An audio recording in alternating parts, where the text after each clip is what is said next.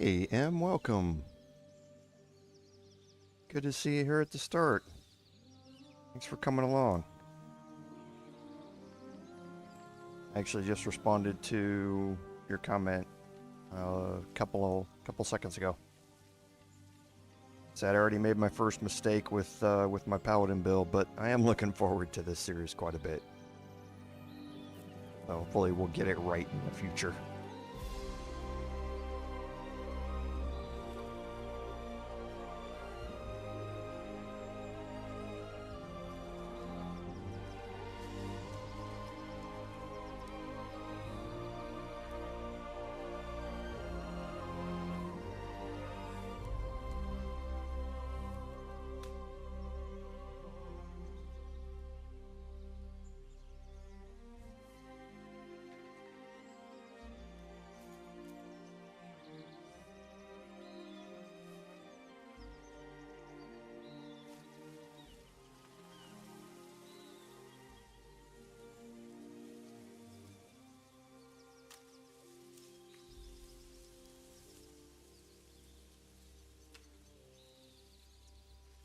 Oh, well, congratulations. I hope congratulations are in order for the new job.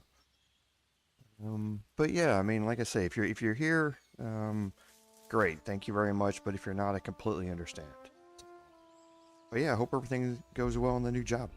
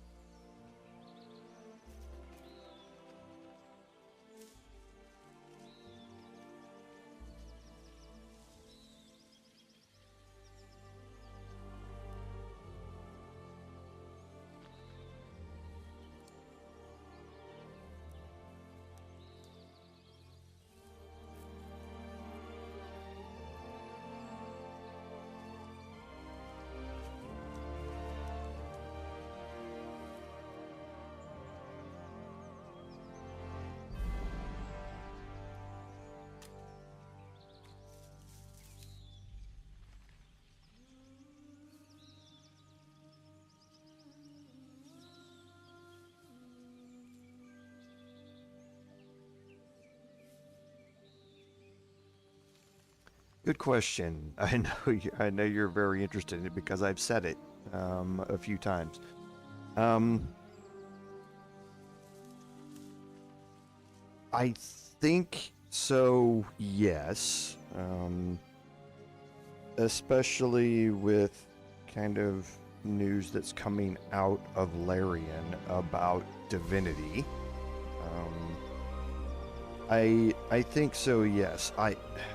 I have a hard, the way my brain works, I have a hard time jumping into something if I haven't done the precursors to it. Um, it's just my brain feels like it's missing out on stuff. Um, so I started playing Divinity Original Sin as a personal playthrough, and honestly, I didn't care for it. Um, there was way too much restriction, especially in movement. There was way too much randomness in traits and skills and that sort of stuff. I just really didn't care for Divinity Original Sin. And so that kind of put me off of it. And then I thought, well, maybe I can just jump into Divinity Original Sin 2. And as I started getting ready to do it, my brain tried to push me back into finishing Divinity Original Sin before I played the sequel. So I went back to it, and again, it just reinforced everything I didn't like about the first one. So that's nothing that has to do with, DOS 2. That game may be entirely different, much improved, lessons learned, all of that sort of stuff, which I expect it would be from Larian, but it really put me off of playing it. So I think what's probably going to happen is once we start getting more release information about Divinity, I'll see if that's going to lead me into playing DOS 2 just to kind of get familiar with the concepts of it. So I'm better able to play the new one when it comes out. But I mean, we'll see. We'll see how it goes. But yes, I expect there's going to be a DOS 2. There probably won't be a DOS just because, like I say, I didn't find that game to be enjoyable from a play style perspective for me.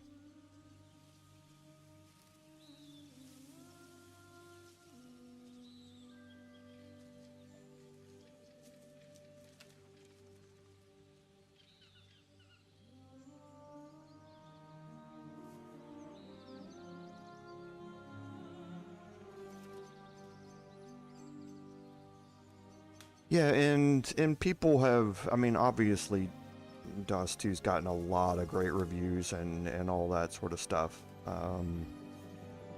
So I'm expecting that it is going to be different.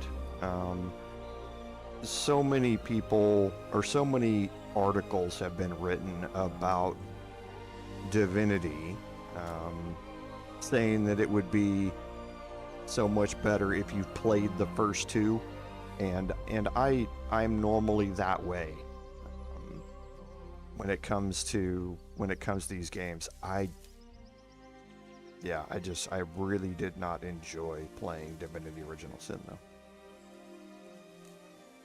Yeah, no, it certainly was, and I kind of avoided talking about it because after all the praise that Larian got for Baldur's Gate 3, it was hard for me to, directly come out and say, I really didn't enjoy it. I shouldn't have been so circumspect about it. I mean, it's not like everything every studio puts out has to be glorious. And for other people, DOS 1 may have been the end-all be-all. Just wasn't for me. I mean, that was just my opinion of it, and I shouldn't have shied away from giving my opinion of it. But yeah, it is what it is right now. So I expect I will play it. I've purchased them both. I've got them sitting here in my library. Just kind of moving on with other things. Gonna kind of leave the future of the streaming slots up in the air a little bit, because I did start playing Kingdom Come Deliverance 2, and I'm not entirely sure how suitable that game is going to be for streaming. But I'll continue giving it its shot and see my personal playthrough how well it's going to adapt itself. That game is much more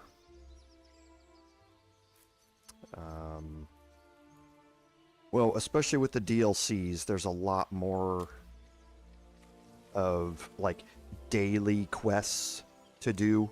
You know, things that you go out and farm to get done, to up reputation or to get materials, and that sort of stuff. More like you would see in an open world action RPG type stuff. There wasn't hardly any of that in the first one, but especially with the Legacy of the Forge DLC, it kind of got it kind of started to blur that line between the two. And for me, action RPGs do not stream well, and that's because I'm a completionist at heart, and I would sit there for literally weeks on end farming everything I needed to be completely ready to finish off, something before I even started it. And that is not stream worthy. No one wants to sit around and watch me just farm stuff. And so yeah, I'll kind of see how it goes. I don't want to avoid that DLC, or another DLC that goes along with it that are kind of the same way. But yeah, like dailies in MMO. Daily quests that pop up, that if you complete them, it gives you more reputation, or it gives you more materials to be able to craft and upgrade, and that sort of stuff. That's kind of what they did with the Legacy of the Forge. It added in kind of your MMO base building, improvement, quest line type of progress to it, and that just does not stream well with me at all. Like I say, just because I'm one of those people who is content to play a video game for 8 hours a day for an entire month, just farming stuff up to get prepared for a better end experience for me.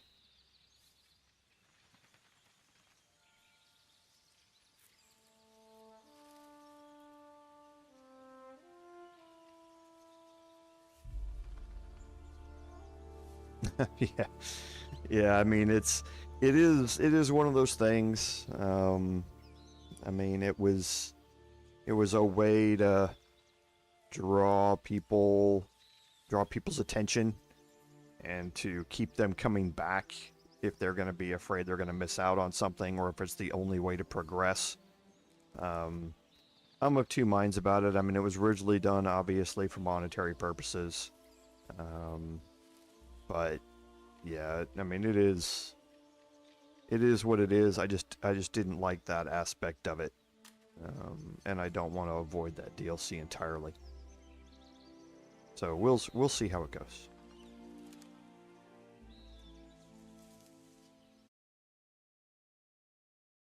Welcome everyone to today's live stream, episode number 2 of our Solasta 2 Early Access Paladin gameplay series. I'm Commander Jorval, and I want to thank you for coming along on our journey today. So, admin notes, you've nothing really different about the schedule. However, I do want to go over a couple of things that if you've skipped the chatting section, you just came into the start of it, that I do want to talk about. And that the first is the Kingdom Come Deliverance 2 stream. I started playing a few weeks ago my own personal playthrough to kind of get prepared, see how I would stream that game and that sort of stuff. And there's a couple of DLCs, and specifically the Legacy of the Forge DLC that is not something that is stream worthy for me. Meaning, to get through that game, you have to do daily quests type of things, and you have to increase your reputation, and you have to do those quests to get materials and blah blah blah. And that doesn't stream well with me. I can't stand being in the middle of a quest line outside of that DLC, but then having to go in and put that aside for a little bit and go stream or go do a daily quest or something like that to interrupt it. I really don't like that. I don't think it plays well for a stream. And I'm the sort of person who, as a completionist at heart, would just farm the living crap out of the game for an entire month, doing those dailies over and over and do nothing else in the quests, in any other quests, except prep work, just to finish off that DLC, get access to all of the weapons and armors and that sort of stuff involved, to give myself a better shot at the main quest line, and obviously that's not stream worthy either. So that was a big change that I noticed in KCD2 compared to KCD1, that they added in that classic MMO draw you back into the game on a daily basis type of stuff to be able to advance certain aspects of it. I don't like that. I never have. I understand it. I get it. I know why it's there. But so I'm trying to decide how I want to play that game and how it's going to stream. I don't want to avoid the Legacy of the Forge DLC entirely while I play it. So, but I don't want to necessarily be doing regular quests outside of the DLC and then off stream do the daily stuff and be prepared for it. That leaves out a crucial aspect of that DLC. So I'm kind of seeing how it's going to play out, and when it's going to happen and that sort of stuff. So keep an eye out here and on social media and in the post tab, and I'll give more information updates as we go. So I think that's it on admin notes. So on our recap, last week we started this playthrough and we started with character creation. Went through most of the aspects of it. And spoiler alert, I made a major mistake with my Paladin build here, which I will talk about a little bit later on today. Hopefully it's my only mistake that I make with builds going through this, but I expect it won't be. That's what early access is for, to get a handle on those things you need to be prepared for with your builds, because I knew this requirement was there. I had just completely forgotten about it because it hasn't been stressed in previous games that I've played. But I'm playing on it on adventure mode here, so it's a strict by the rules thing, and I should have remembered it, and I didn't. So we'll look at that more. Rudi, welcome. Hey, good to see you again, and congratulations on 1 year. By the way, I see the icon has updated to 12 months. So again, thank you very much for that.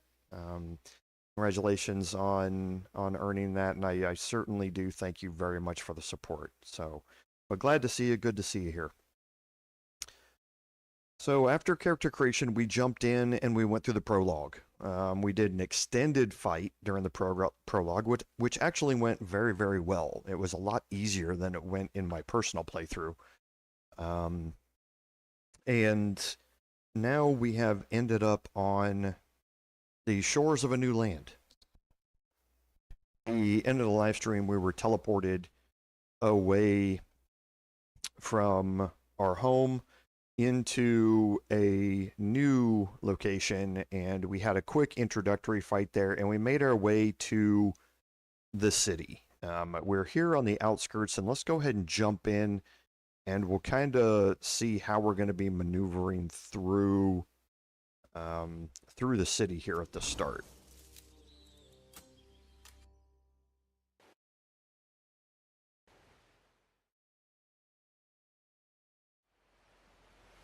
Okay, so here we are. At the end of last week's episode, we're here starting at the outskirts of the city, which we don't know the name yet. You saw it in the save game. It's Caer. So let's go ahead and and move in here, and we will have an encounter with a Thindle and a Sorrel Silver Star, and we'll see what happens here.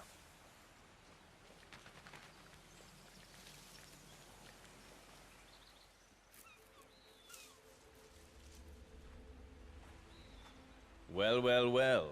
And just exactly how did you get here? You wouldn't believe us if we told you. Huh. Perhaps not.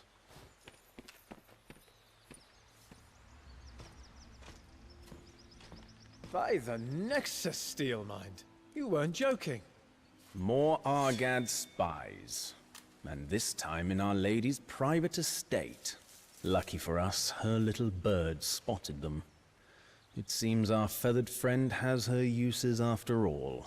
I want to know how they got past our security. You mean you didn't ask them? Apparently, I wouldn't believe it. Look, we're really sorry if we're trespassing. We were teleported here against our will. We're not spies. Ha! You know what? You're right. I don't believe you. Nicely done. We are going to have to sort this out. Okay, and this is the introduction to the personalities. We picked the personalities, we picked our family roles last time, and those personalities and family roles are going to impact the dialogue options that we get. If ability checks are involved, the most suitable character is selected. I have some issues with how this game is doing that so far. And we'll try and accommodate for that as best we can. But right now, drop your weapons and show your hands. Wait. You have to help us. Our brother's over there bleeding to death. A fifth one. This is an outrageous breach. We need to sweep the entire area. Look, it's just one man. He's gravely wounded. If you're telling the truth, then nothing bad will happen.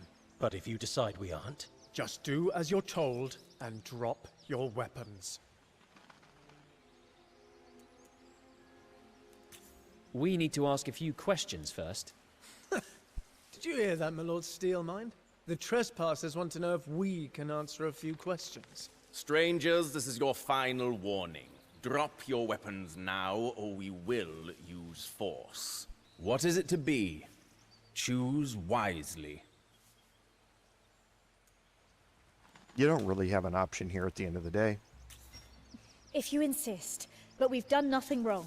You can discuss that with your Argad friend. In a cell. You're making a mistake. That's what they all say. Magic will reveal if you're telling the truth. If not, you'll hang with the other one. And if we're innocent? Well, then you really do have an interesting story to tell. One perhaps even the Lady Anabasia might want to hear. But don't get your hopes too high. Throw them in the cell next to Yorka.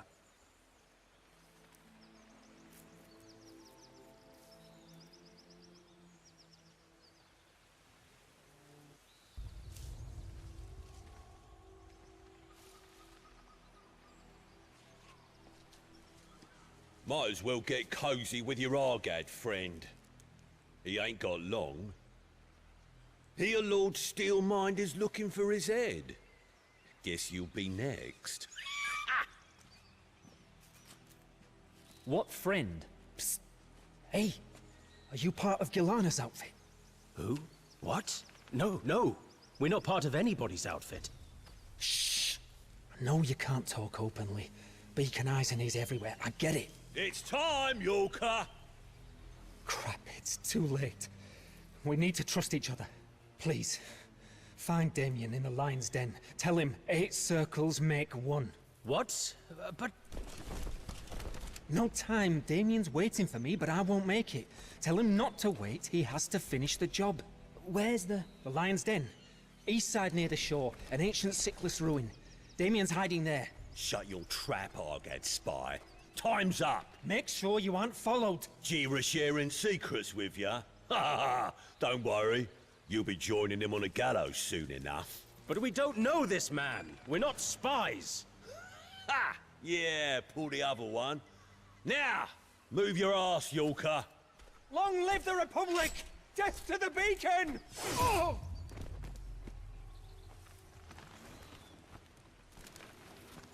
Save your breath, Yorker. Not many left. You're next, rebel scum! Everyone okay? Not too sure. It feels like a nightmare. If only. Marike, the funeral, Rickard, it's all real. And this mark. What have we done? We should never have accepted this quest. We had no choice. Marike would have killed us all. Don't forget, she's the goddess of life and death.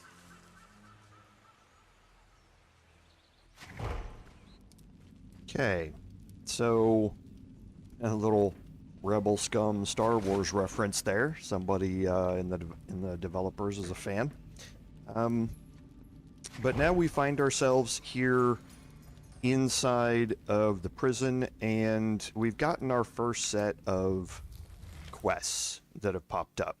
Now this is the exact same as Solasta 1. We can only track 3 quests. The good thing here is that we can untrack quests now. That wasn't necessarily the option sometimes in Solasta 1. But we have picked up Jeera's secret, so we need to go to the old Sickless building. 2 inches from death is basically just one of the main quest lines, and we need to take a long rest to complete it, or to advance it. Mahin's Burden, again, main quest line. It's about our family and what we need to do to continue on with it, and we need to try and find Diarchus, who left, and we don't know where she is. We also got a couple of new factions here. Factions play out the exact same way they did in Solasta 1. Once you start interacting with them, your reputation can change. And as you meet the various prominent members, their portraits will show up here at the top to let you know how far you've progressed and if you've done everything you can with that faction, or if there's still people out there you can talk to and you may end up with some quests from. So your tags here, all the way from Indifference to Sympathy, up through Living Legend and Alliance and all of that sort of stuff. Again, just like Solasta 1, will affect what you can purchase and how much of a discount you're getting from your vendors.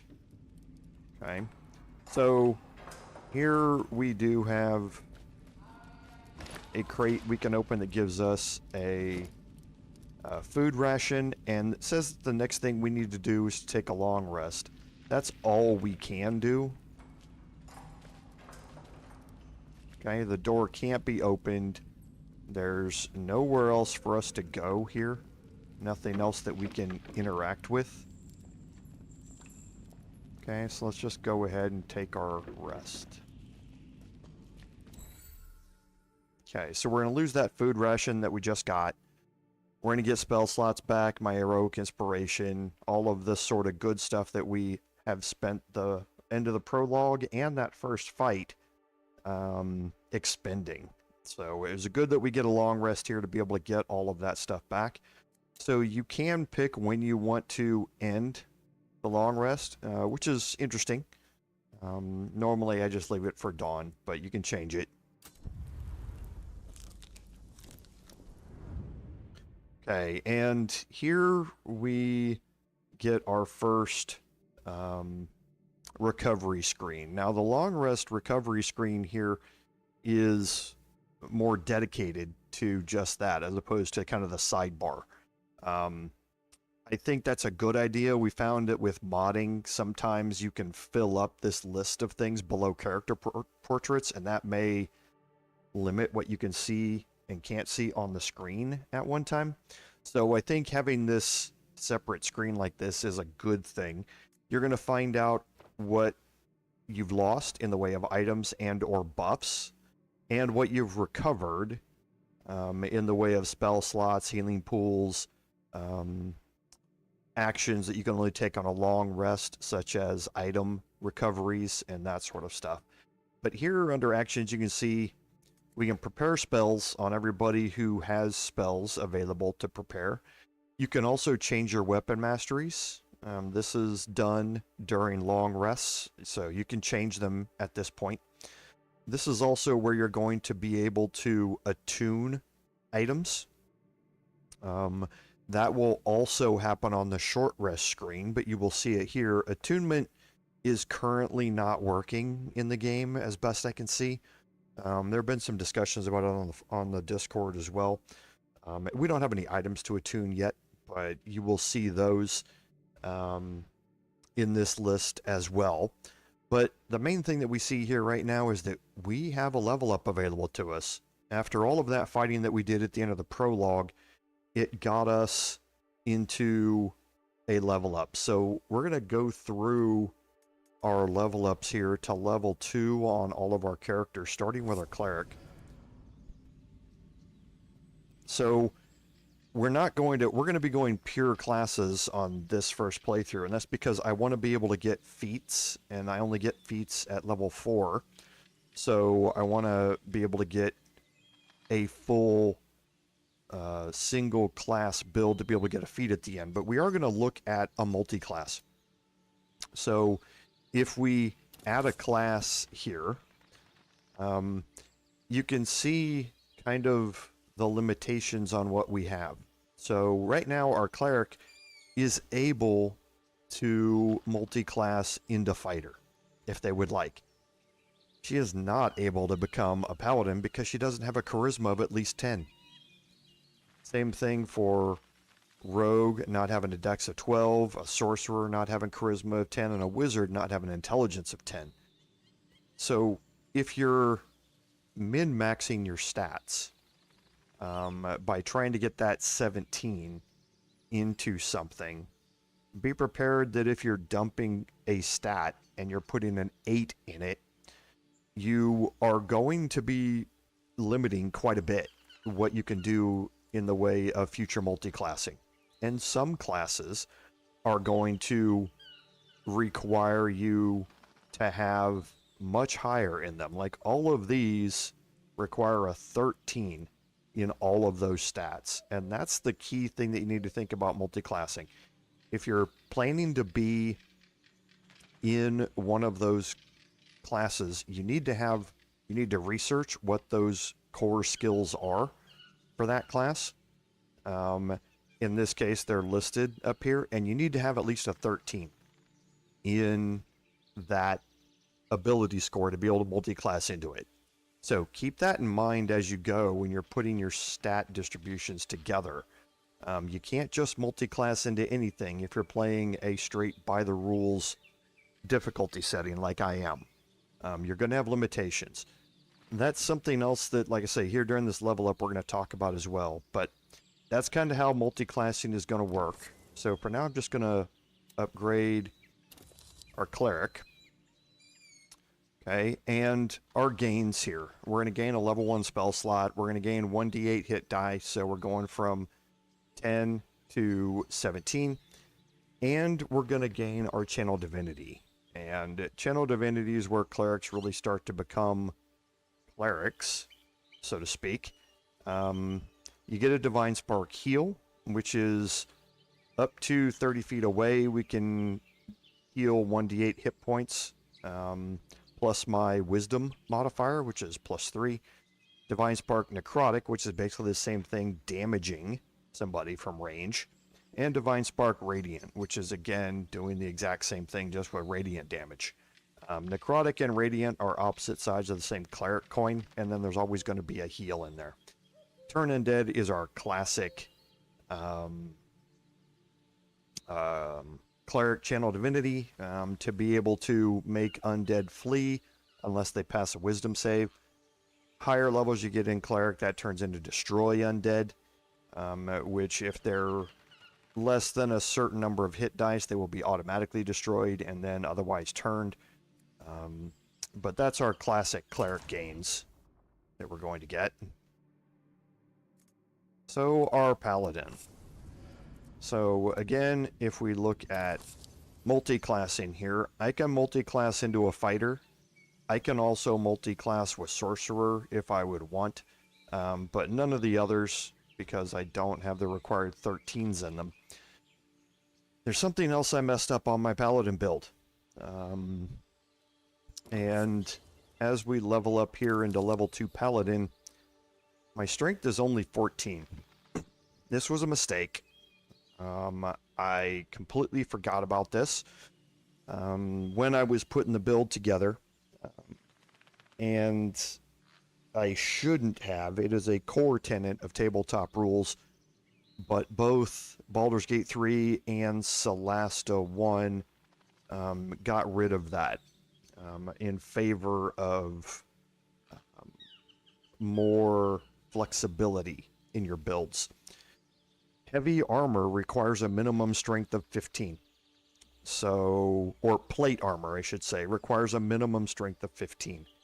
So I'm not going to be able to wear plate armor with my Paladin, which is gimping it as far as the defense goes.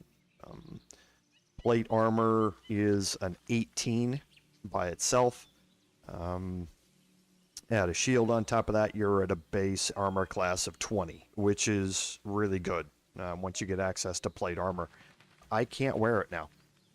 It's just not available for me. And that was a mistake. What I should have done instead is to cut my constitution down by 1 and place that extra, or cut my constitution down by 2 and added that extra 1 into strength. It was just a mistake. So level 2, we get access to Divine Smite. Now, like I say, the spell, like I showed you with the character build, the spell Divine Smite was available to us at level 1. I think that's a bug. I don't think it's supposed to be there. But there's no reason for you to select it when it's going to be given to you here at level 2 anyway. This is always prepared. If you select it at level 1, it's going to kind of bug out here at level 2, and it's not always going to be prepared. You're going to have to prepare it. Now, I haven't tried this out here. This is the first time I'm doing it this way. So I'll be anxious to see if this is actually permanently prepared or not, now that I selected it the right way and waited until level 2. I took it at level 1 and used it to make my way through the prologue, but then I found out it wasn't permanently prepared. So one of my prepared spell slots would always have to be spent on Divine Smite. It may still be bugged in that Divine Smite is just not permanently prepared. But I will see how it goes here. So, editable gains. I have a fighting style here, so let's go into advanced leveling, and we can choose our fighting style. So, Blessed Warrior is what it defaults to. So, I learned 2 cleric cantrips, and I can pick whichever ones of those I want. It recommends Guidance and Sacred Flame, but again, you can choose whatever you want. They count as paladin spells, so I'm using charisma for my spellcasting modifier, not wisdom, which is good. I can go with archery, which is a straight +2 bonus to weapon attack rolls or ranged weapons. Defense, when I'm wearing armor, I gain a flat +1 to armor class. So if you take this, you can get a standing armor class of 21 with plate armor and a shield. Great weapon, 2-hand fighting build. We've known about this before. With this, any 1 or 2 that you roll on a damage die gets automatically counted as a 3. And for this, it tells you that any weapon that's 2-handed or versatile gains the benefit. However, if it's a versatile weapon and you have a shield, you do not get the benefit of this. You have to be holding it with 2 hands, which means you're holding a versatile weapon 2 hands, not with something else in your offhand. Shielding is a great feat here. When you're within 5 feet of a friendly creature that is being attacked, you can use your reaction to give them a +2 bonus to their armor class until the start of their next turn. You must be wielding a shield. This is a great feat for me. I'm definitely going to take it. Defense is good. Shielding, I think, is better. And then last is 2-weapon fighting. So I can add my ability modifier to the damage of the second or offhand attack. Great for rogues and people like that, and for dual-wielding bard builds, things like that. I guess, and also for dual-wielding fighter builds, not necessarily for my tank paladin build, though. So I'm going to stay with shielding. And then we get a spell to learn here. Now, it's going to default to Searing Smite. Searing Smite is great, and it does look like Divine Smite has been selected for us here automatically, which is good. If you pick it in level 1, you can unselect it here. So again, I think it's a little bit bugged. We have Heroism, which is always great. You can't be frightened, and you gain temporary hit points equal to the spellcasting modifier, which is +3. Protection from evil and good. We are going to have a pretty big fight against aberrations in this game. There's also going to be a couple of pretty big fights against undead. Not so much elementals in early access or phase. There are a couple of fiends, but not a whole lot. But protection from evil and good can be very, very useful here. For giving them disadvantage on their attack rolls against whoever you want to apply it to. Shield of Faith, a straight-up concentration spell that gives you a +2 bonus to your armor class. This goes on top of any armor you're wearing, so you can now have a standing armor class of 23 as a paladin, as long as you are maintaining your concentration. And then Bless. Great spell, always there early in the game to give you 1d4 to your attack rolls and saving throws. I prefer not to have my paladin concentrating on stuff for the rest of the party, since they are front line. I prefer that for somebody who might be better protected. Searing Smite is what I'm going to pick here. Instead of 2d8, which is what Divine Smite does, and then 1d8 if your target's a fiend or an undead, Searing Smite does 1d6 fire damage. However, then if they fail a Constitution save, they're going to take 1d6 fire damage every turn as long as they continue to fail that Constitution save. Now, this can be paired very well with something like Bane, which can give targets a -1d4 to their saving throws, or other effects and debuffs that you can put on an enemy where they're more likely to fail that Constitution save. So this is what I'm picking here, and we'll finish that up. Now let's go into our Sorcerer. Gonna add in level 2 Sorcerer, and here we're going to get our meta magic. Okay, so let's take a look at what we are going to get here. So we're going to get Font of Magic. So now I can start turning spell slots into sorcery points and sorcery points into spell slots. That's one of the core abilities of a sorcerer, to be able to spend spell slots to gain sorcery points to modify or make stronger their other spells that they want to concentrate on. Meta magic is how you use those sorcery points to modify your spells, and there's a whole lot of those, and we're going to see those here with our 2 meta magic proficiencies. So again, it starts you with 2. Careful spell. So if you, allied creatures automatically succeed on their saving throw against the spell and take no damage if they would normally take half damage on a successful save. So what that means is that if I cast Fireball on top of allies, those allies are going to automatically succeed on their dexterity saving throw against it. And that means they're going to take half damage. If they have an ability somewhere where they would take half damage on a successful save, they are now going to take no damage on that successful save instead. So it's a way to not worry so much about your allies when casting AoE spells. Distance spell doubles the range of a ranged spell and adds the default 30-foot distance to any melee spells, which is really, really good, actually. Empowered spell is like Great Weapon or Savage Attacks.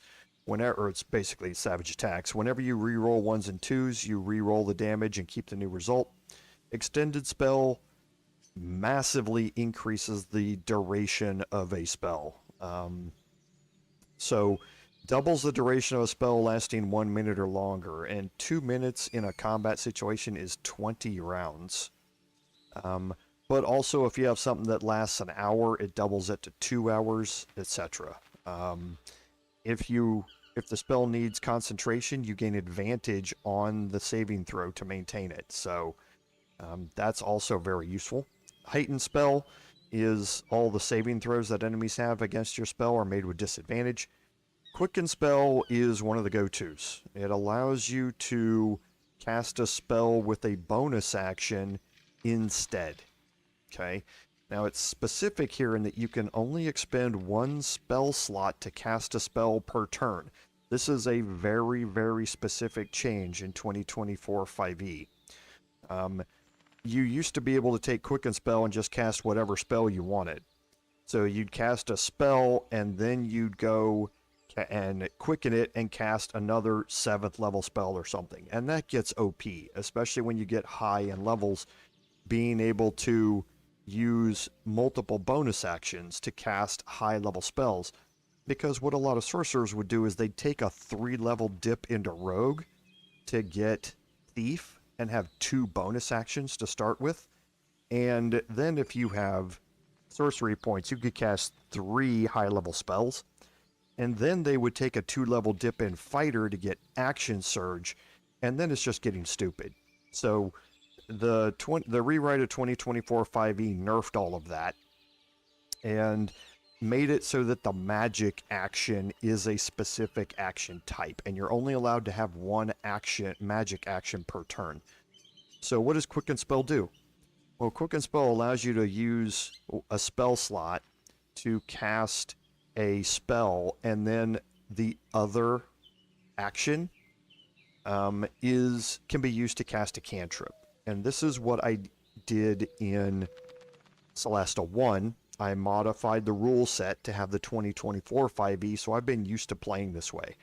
So I can cast a cantrip and a regular spell slot using Quicken Spell. I cannot cast 2 regular spells.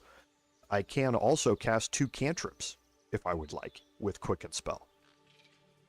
So we're definitely going to take it. Seeking Spell, if I miss an attack roll, I can re-roll it, but I have to keep the new result.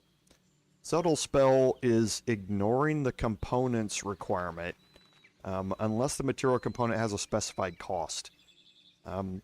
That's something that was added into 2024, especially for high-level spells where you have a spell component cost that's like 500 gold pieces at least for a diamond, to cast a spell. You could subtle spell it and not have to just burn through your gold pieces to it. However, the material component has a specified cost, like for the diamond, then you still have to do it. It's not letting you cast high-level spells for free. It's letting you cast those low-level spells for free. Transmuted Spell basically lets me change the damage type to any of the elemental types that you have in the game. And Twin Spell. Twin Spell is you can target an additional creature when you cast a spell. Can only be used on spells that can target additional creatures when upcast. which it's not allowed with spells that have multiple missiles or rays. Okay, so this is different than what I played with in Solasta 1. This does not allow you to gain an additional target for Elder's Blast, or for Scorching Ray, or for Magic Missile. It doesn't allow you to do that. What it does is, if, for instance, you are going to cast a spell and target one enemy, like Firebolt, for instance, the cantrip, and then if you want to upcast, or I guess not Firebolt because it doesn't work, something like Ray of Enfeeblement maybe, or something like that, where you can upcast it and target more creatures. Twin Spell allows you to do that without upcasting it. So you can save a spell slot, a higher level spell slot, and still be able to target multiple enemies. Now, for me, Quicken Spell was obviously something that I want. As for the rest of them, at least in early access, it doesn't really matter what you do here. For me, though, I'm going to pick Distant Spell. It's not something I would normally pick in tabletop, but here in early access, it can actually be very, very useful. And you'll see that as we play through this. And then select spells to learn. Okay, so we can reset these and look through our spell list. Now, Chromatic Orb is great. 3d8 of any of the elemental types, and then if you roll 2 of the same number on any of those 2 rolls, the orb is going to hit another target with that same damage. You just need to take Chromatic Orb. It's even in tabletop, it's it's a standby spell, a go-to spell. You just need to have it. As far as your second one, it really depends on how you're going to play your sorcerer and what you're going to do with it. Charm Person is great. We've seen it before. Wisdom save rolled with advantage if we are fighting that target. Makes it a lot harder to land. Ice Knife is good. It does, as long as you're aware of the AoE aspect of it. 1d10 piercing damage to your target. On a hit or a miss, the Ice Knife explodes and deals 2d6 cold damage to your target and each creature within 5 feet of them. So as long as you're aware of the AoE aspect of it, it can be good. However, you do not want to be hitting your allies with Ice Knife for that 2d6 cold damage. Shield is always great to help protect yourself from especially those ranged attacks and Magic Missile when it comes in. Mage Armor, again, situationally useful. It takes your armor class to plus 13 plus your dex, which on mine is 2, so I'd be getting a 15 armor class. That's still not great. So I don't normally use it. Comprehend languages. In the full game, that might be useful. I would hate to use a sorcerer spell slot on it, though. But for now, we've got all the languages covered. Color Spray is great in tabletop. In the game, I find it to be a little less useful, but still good. Expeditious Retreat, again, another one of those I need to get away from somebody really fast type of things. Allows you to take dash on a bonus action on each of your turns for the next 10 minutes, which is 100 rounds. So it's useful to cast it before you go into a fight, if you need to be able to move around the battlefield a lot. Ray of Sickness is always great.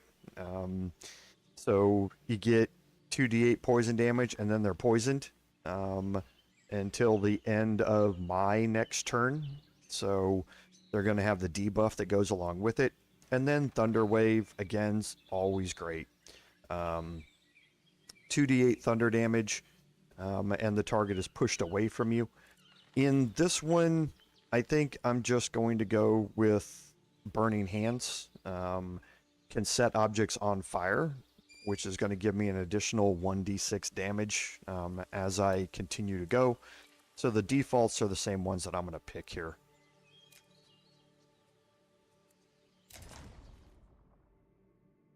And then last is our rogue. Okay, and rogue is going to get the quintessential rogue feature, which is cunning action. So I can now spend a bonus action to dash, disengage, or hide to give me that advantage and for sneak attacks. And this is where a rogue really starts coming into being a rogue.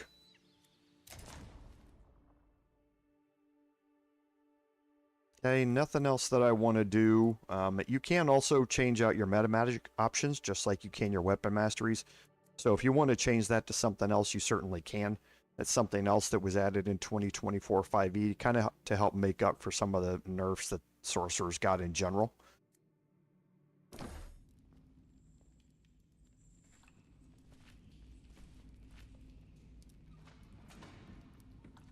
I have orders from the Lady Anabasia. Fetch the prisoners immediately. Well, the Argad spies? To the palace? Do you have a problem obeying orders? No, my lord. But they're dangerous. Not to Our Lady Anabasia. Now do as you're told. Yes, my lord. Of course, my lord. At once, my lord. You, stay in there and wipe your feet, you worthless scum. Okay, so now we have a new objective, just to follow the jail master. Lady Anabasia. It's a great honor.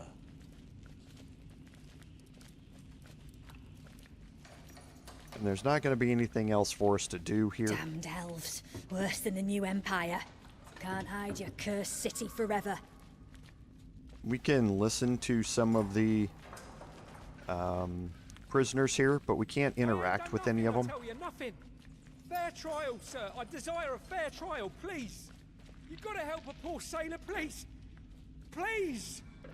Okay, and this jail reminds me very much of the prison in Act 2 of Baldur's Gate 3.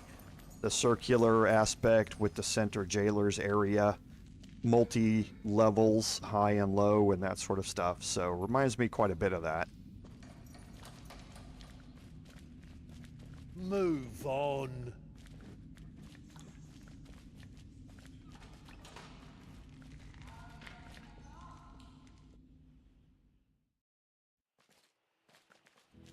Okay, now we're going to be restricted in where we can and cannot go here, obviously, but Left Alt's going to be highlighting some things that we can possibly interact with.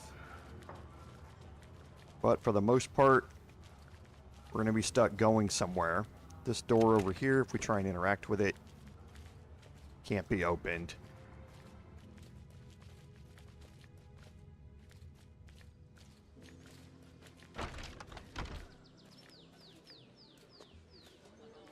Okay, in here we have something we can interact with.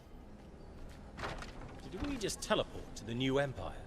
Wish it was that simple, but it's got a definite old world Manacalon feel. We don't have time for that. The new guests in the dispensary? Yes, he seems harmless enough. Come on, don't dawdle. Okay, so we did pick up a book here. We can't do anything with it yet. I say, who are those raffish types? Certainly not from around here. Upstarts from Dinas Argad, I'd wager. Move on. Okay, and you see through this door up here, we have some more books, but we can't reach them yet. Is it true there was another spy? Yeah, almost got him. Well, if the spy And master's that's a goons are really after cool him, glass floor, then he'll soon hang along with his friend. gotta say.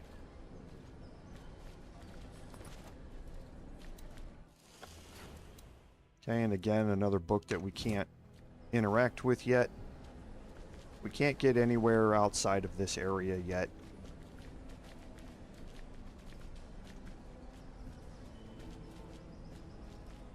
Okay, so we have another book down here.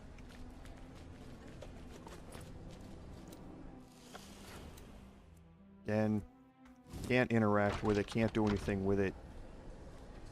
There you go. Enjoy. Where do you think you're going? We'd like to go to the woods. This honor is reserved for the privileged few. Fortunately, you're not among them. Okay, so can't get anywhere else yet. So let's head up top here. And we'll make our way into the throne room. And I'm going to drop a save here.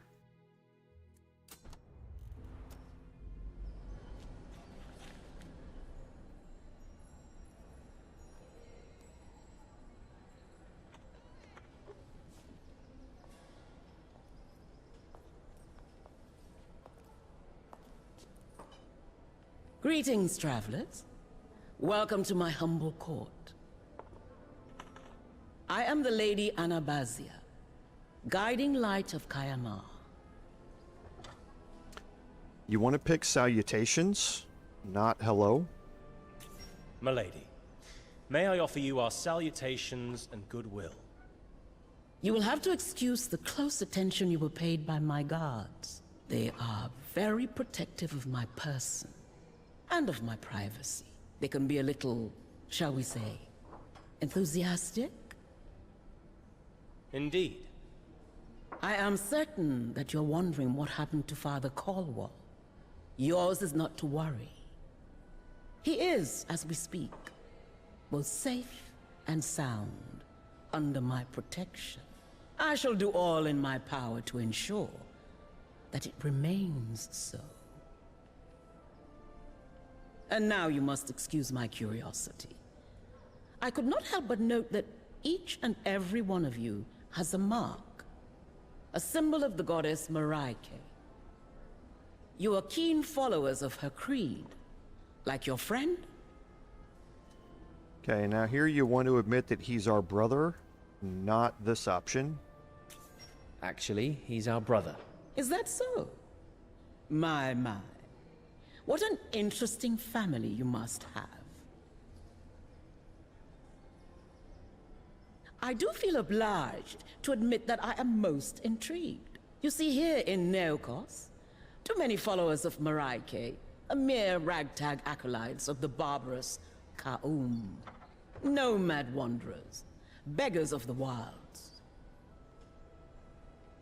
You, however, seem different.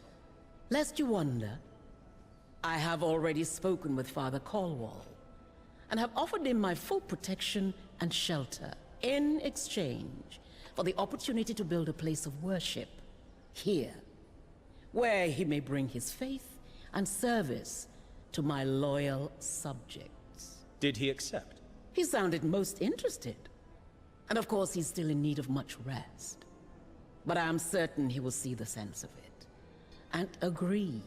I'm not sure that a return to preaching is his current priority. I wouldn't know, and would not dare answer for him. But I sensed a strong sympathy for the proposal. But please, tell me more of your good selves. I am intrigued to note that you all hail from far-off Ferendra, the Principality of Masgarth, I believe? Indeed. We actually don't know where we are right now. Oh, but of course. How remiss of me. My appetite for information can be voracious. You are in a continent known in the common tongue as Neokos. And this is the city of Caer, my humble abode and capital of the Beacon. A most cosmopolitan place where I am certain you will fit in without problem, as long as you abide by our laws. Indeed. We saw your Temple of Pakri. We have laws upheld by them at home. We won't be a problem for you. Oh, I'm certain you won't.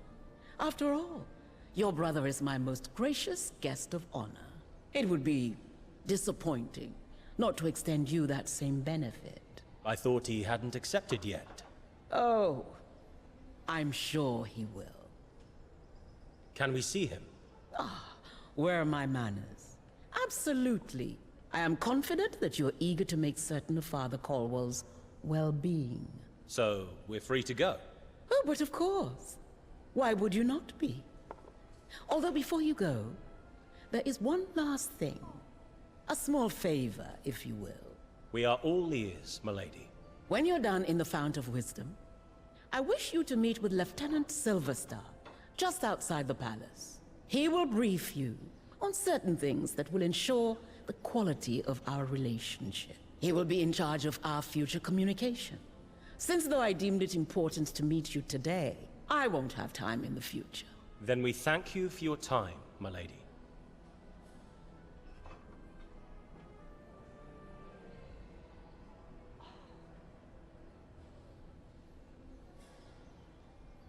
They were in the woods.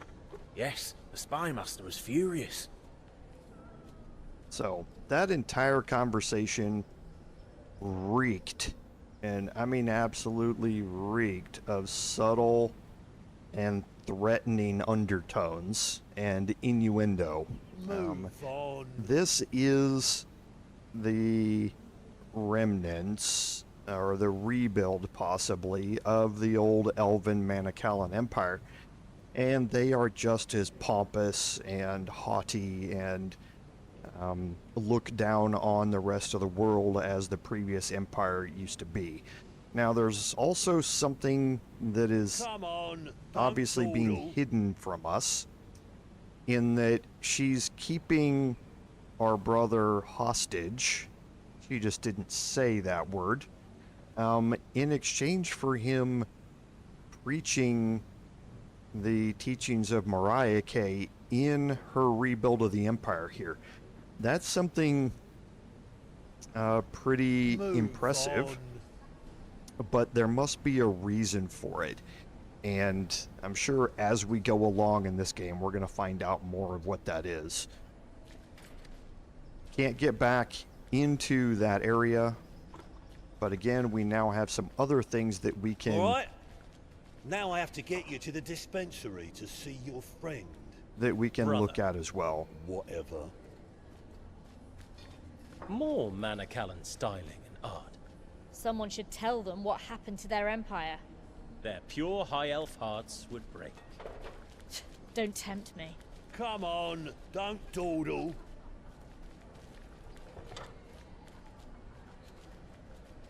Now, we're still not entirely free.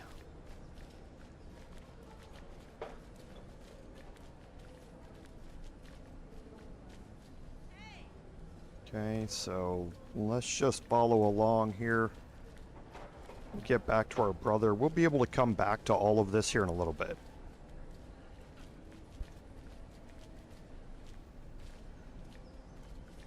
Up to this point, the game is going to treat things very linearly to kind of get your feet wet when it comes to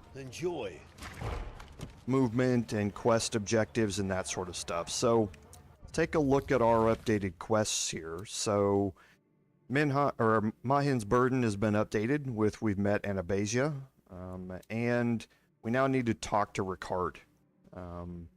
He is a guest of honor in her dispensary. Possibly. So here's Rickard. Here we do have something else we can interact with, and that's we can pray here. Well, these beds are much nicer than the ones in the cells. Can't argue with that. O wise owl, as your witness, hear my prayer.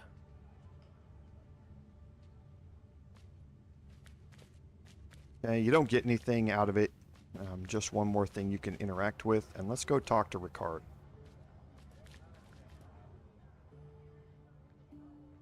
Ah, you're here. Hey, Rick. Good to see you smiling. How are you? Tired, but alive. Thanks to you and Mariah.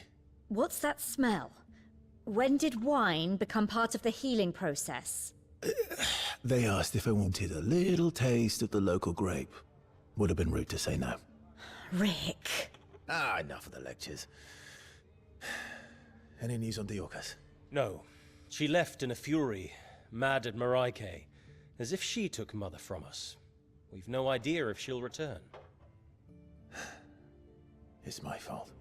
How? I was there when Marhin got ill. She helped me understand. Told me about her past. The Orcus didn't get that chance. Her past? It's a long story, but you need to know.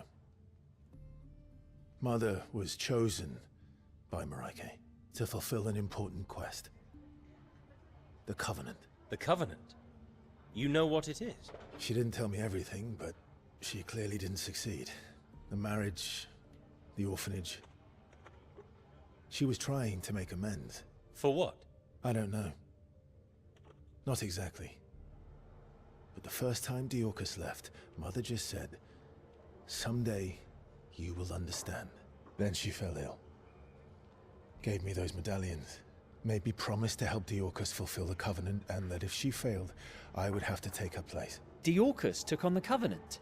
Sounds more of a curse than a holy quest. Maybe. But Diorcus has failed. And now it's our turn. Why us? What's this even about? I'm sure Blessed Mareike, in her infinite wisdom, has her reasons. As I think did Marhin. What's that supposed to mean? When you were adopted, I was hurt. Surprised. Even angry. Were Diorcus and I not enough? But now I think I understand. You have always been family to us, to each other. Arguing, fighting, but always together. Like today. Maybe that is why. She knew one of us was not enough. This mark, what is it? The Mark of Oblivion. Mother had one for as long as I can remember. When I prepared her body for the funeral, it was gone. Some inheritance. Diorcus has one too. Yes. I think that happened the day before she first left. She was upset. Went to Mother. I heard raised voices crying, and then she grabbed her stuff and was gone. Now I realize the Mark and the Covenant had been passed on. And now it's our turn. Exactly. Ah. That explains why Diorcus knows about Neakos. She must have spent the last 10 years here, trying to honor the Covenant. Anabasia says she spoke with you. What did she say? Something doesn't fit about her. She's, too nice. I think she might actually be a tyrant. She says you're her guest of honor. That's how Galavan officials back home refer to hostages. What do you think she wants? She says she wishes to spread the true faith of Mareike in Caer. You don't believe her? Do you? There was a man in prison here. He said he was from the Argad Republic. The opposition to Anabasia's authority, I suppose. An iron fist fuels rebellion. How do we get back to Ferendra? As Mareike sent us, it's probably too far even for a teleportation spell. We don't even know where on Solasta Neakos is. You mean we're stuck here forever? Look at the upside. You didn't leave any family behind. We're all here. Ha ha, very funny. No matter. I'm certain Anabasia isn't going to let us leave Neakos anyway. Have you noticed the architecture around here? Yes. This must have been part of the Manakalan Empire. But not the new empire. I haven't seen any slaves. The Cataclysm struck here too, just not quite as hard. What about Anabasia? She's been the ruler for a long time, even for an elf. She's let me use her library. I'll find out what I can about the place, the people, the forces at play. And you? What does she tell you? We can explore, but we're definitely on a leash. Perhaps you can find Diorcus? We will. If we hear anything, we'll come back to tell you. Thank you. Did you see what happened to Landry? I did. I'm sorry. He didn't make it. It's so unfair. One of these monsters killed him. It wasn't the will of Mareike. We'll find out who or what they are. And that's going to end the conversation. It's time to go. Yes. Explore the city, listen to everyone. Learn all you can, and find Diorcus. Only she knows what the Covenant really is. You going to be alright? Of course. You behave and leave that bottle alone, okay? Get out of here. Steel bars on the windows. Just in case you forget that even here, you're a prisoner. Okay, so now we are more free to move around. What now? Well, as crazy as it sounds, I've been instructed to give you your gear back and to release you. You're free to roam the palace like a bunch of nobles. Go figure. That's strange indeed.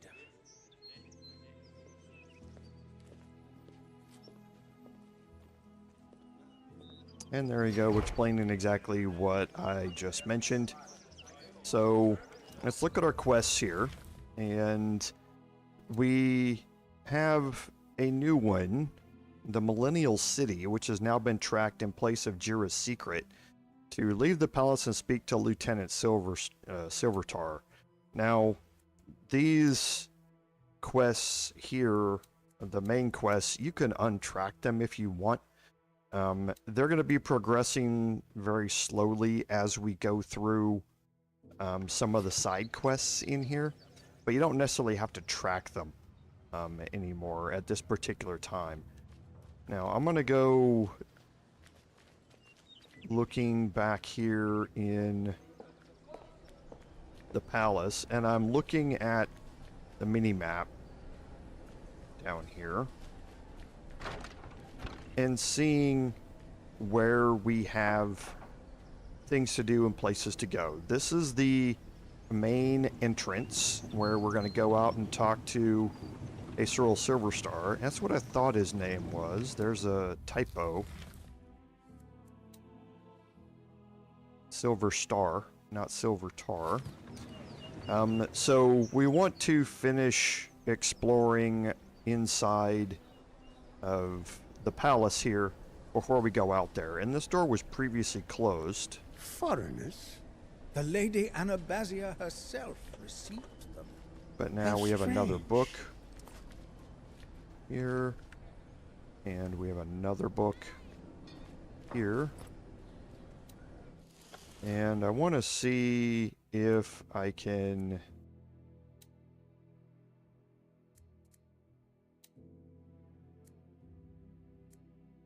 Yeah, these are just valuables that we can sell. So same as the Argad Republic Chronicles and the High Palace. Everything else we've already looked at. Okay, so there are a bunch of books in here which are nothing but valuables for you to sell. So in here we can try and head out here to the woods. This is where we came from.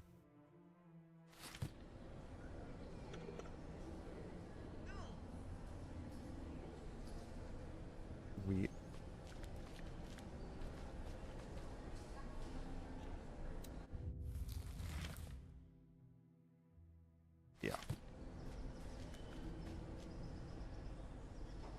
I don't know if... I can't remember if we have access to this or not now.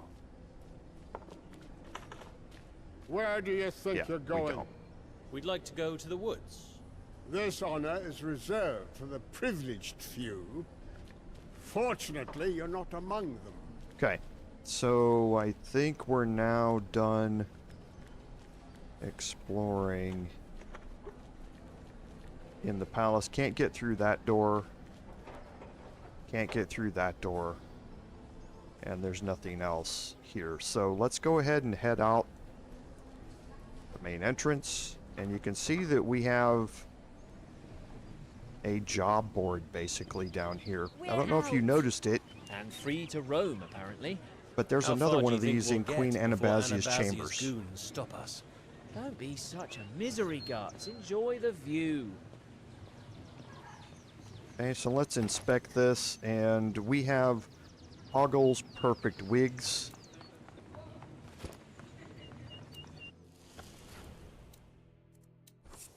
Can examine this. Basically, this one's just an advertisement. Okay, but when you read it, if there's something there that was available for you to do, you'll get a quest log pop up and indicate that there's a quest that you can now go on. Okay, so down here we have another box. Pick up a gardening tool. This one we're not going to have access to yet. Can't get down this way. Nothing there. I don't think there's anything readable over here. There's not. So let's go ahead and talk to Aceril Silverstar here. Ah, our dungeon dwellers returned from the deeps. We're supposed to be free to go. Why are you stopping us? So I heard. But you still have to prove yourselves worthy of trust. Which is why our brother is still unfit to travel. Exactly. Trust is in such short supply these days, especially around here. You could be Argad's spies, cunning as they are. Cut to the chase. What do you want? Patience. Patience. Pleasantries first. I'm Aceril Silverstar, Lieutenant Protector of Caer. I'm in charge of security, and everything that ensures the well-being of the citizens here. Now, we've had reports of problems with the city's filtration system. Someone needs to take a look inside and clean up whatever's blocking the flow.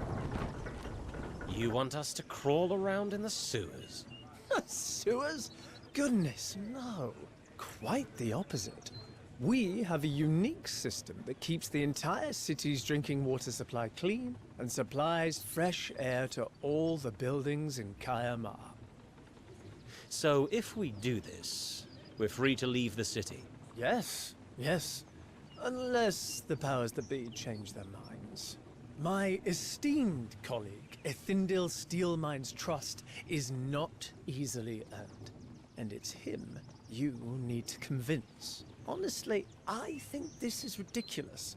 They're just testing how much humiliation you'll take to gain the Beacon's trust. Just swallow your pride. It won't take long, and then you're free to go. Thanks for your support, Lieutenant. Where do we need to go? Down these stairs, you'll find the entrance to the facility. See you soon, then. Okay, so now we need to enter the ducts, and that's through here.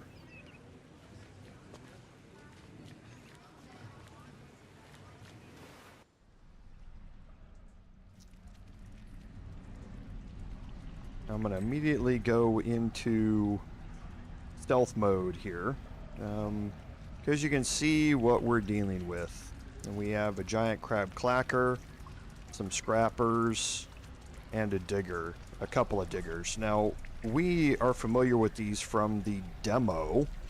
The crab clacker is your big boss melee specialist. He has an AoE attack that goes along with it. Your scrappers are your ranged attackers. They have either an acid or a poison spike that they can shoot at you. And the diggers are your straight up lesser melee enemies. So what we're going to do is we're going to drag them to us. Okay, so some more thieves' tools. I have a bad feeling about this.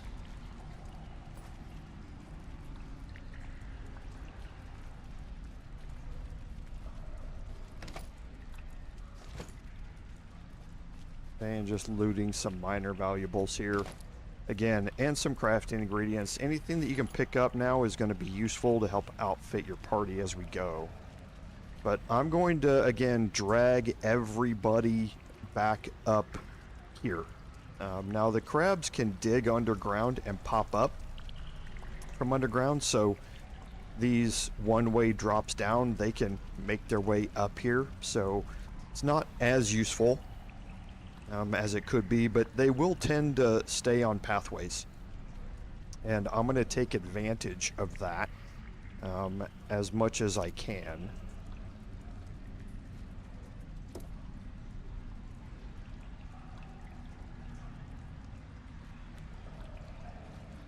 Over here.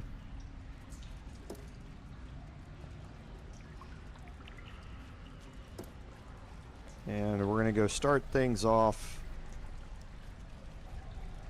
with M, because remember, we do have our cunning actions now.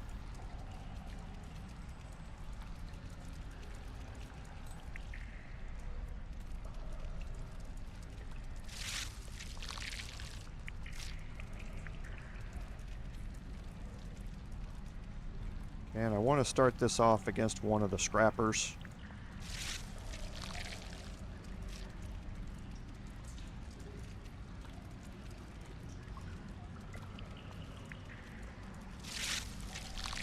No. Jeez. Accidentally hit the drop down. Okay.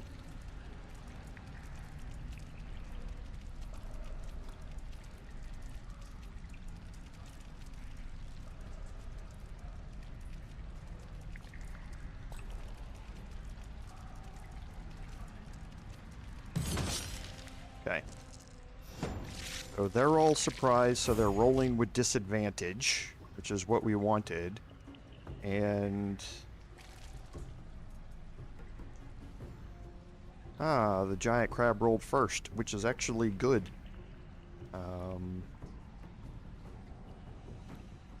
For us. So with Sharon here, we're going to change... And we're going to ready up an action. Me, I'm going to do the same thing. Okay, with M, we're going to get started here. And again, we want to try and deal with the ranged enemies as best we can. So we have advantage on this attack, so we're going to get sneak attack.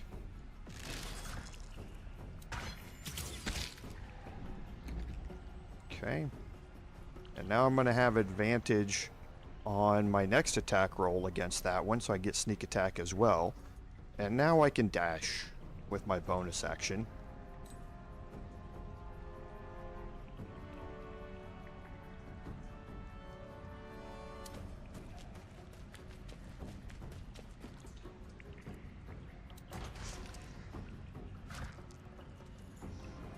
I'm not going to spend my heroic inspiration yet.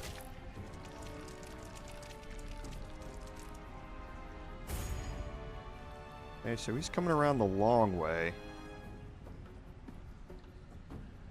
I'd be able to get...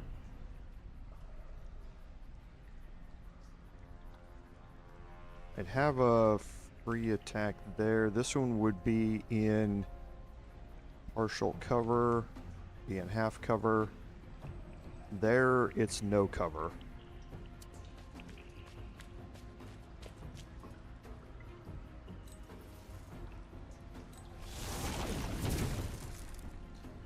So I'm going to hit control here to open up the lexicon. Okay, and it will give you information about game rules, attack rolls, armor classes, conditions, and all that sort of stuff. So if you're unsure about what something means, click the lexicon here, and it will give you more information about what those things are.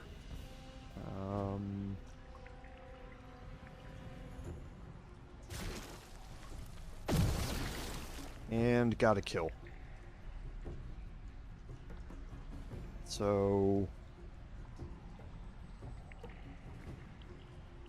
I'm curious. So that was not a crit, but yet I rolled yeah, because Sorcerous Burst. I rolled an 8 damage, so I added 1 more d8 to the roll, and I rolled an 8 on that, so I added another d8 to it. So it received 23 damage in one cantrip hit because I managed to roll 2 d8s. That's what Sorcerer's Burst does for you, and why you should always take that cantrip. I could Quicken Spell now, but I don't think I need to yet. There goes the Digger. I'm not going to use my Heroic Inspiration. Try again.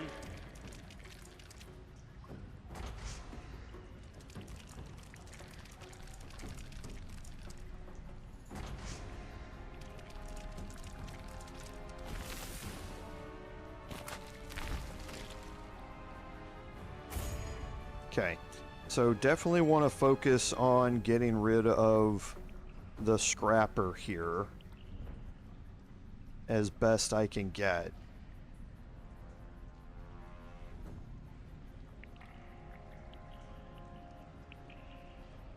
Yeah, it is. It's really nice damage. There's no point in not taking it when you have a 12.5% chance to double your damage, basically. So I would always take that cantrip no matter what. Looks like we're only going to have a good attack here, chance attack against the Digger, so only a 50% chance there. I prefer to get somebody else to do that. No quarter given. And I rolled a crit. Nice, I'll take that. Always change back to your shield and up the armor class afterward.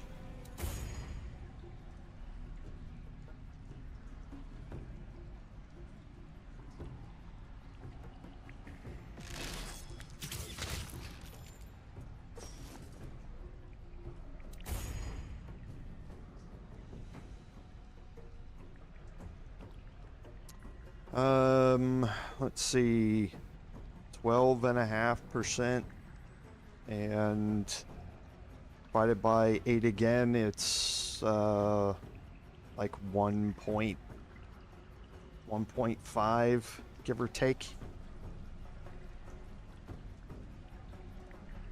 So yeah, getting into that, you know, we're not rolling nat 20s, but again, not necessarily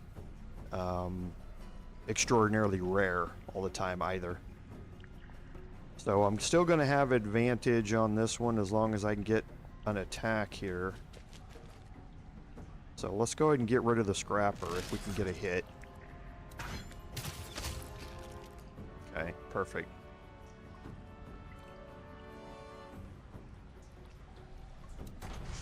Yeah, it's not the 0.05% chance on a d20.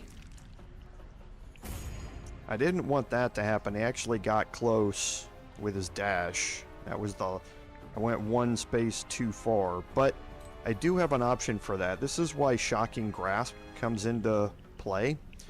Shocking Grasp prevents the enemy from making opportunity attacks. So if I can get this to land, only a 55% chance.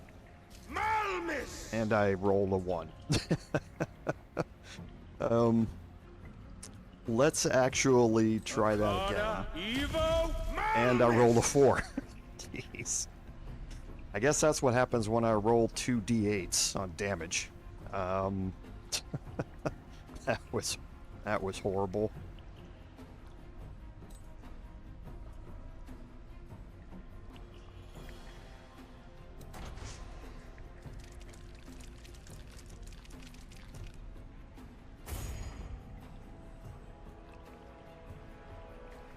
Okay, so I'm gonna be able to get sneak attack here.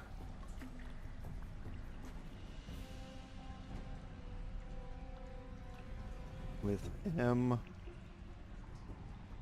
I think what I'm gonna do is just get myself in position and try and protect Rudi here with the Divine Shield. Marike, Give Abio, Rudi some extra Viride. 1 hit point. Well, I guess it's better than nothing.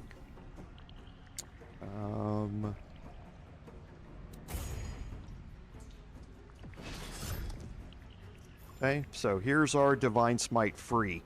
This is the other thing that's bugged about Divine Smite. If you take Divine Smite as a level 1 spell, you do not get this free slot. It does not show up. Again, I think having Divine Smite available as a spell at level 1's a bug. Just avoid it. Just wait until level 2 and take it.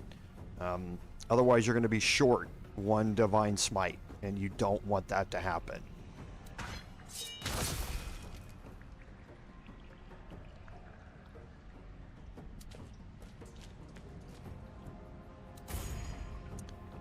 Okay, so M here, let's see. Let's maneuver.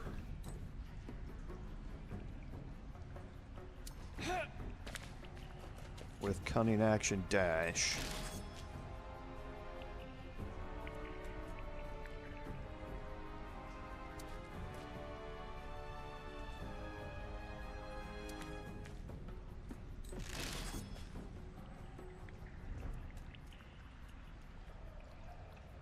Let's go ahead and change here.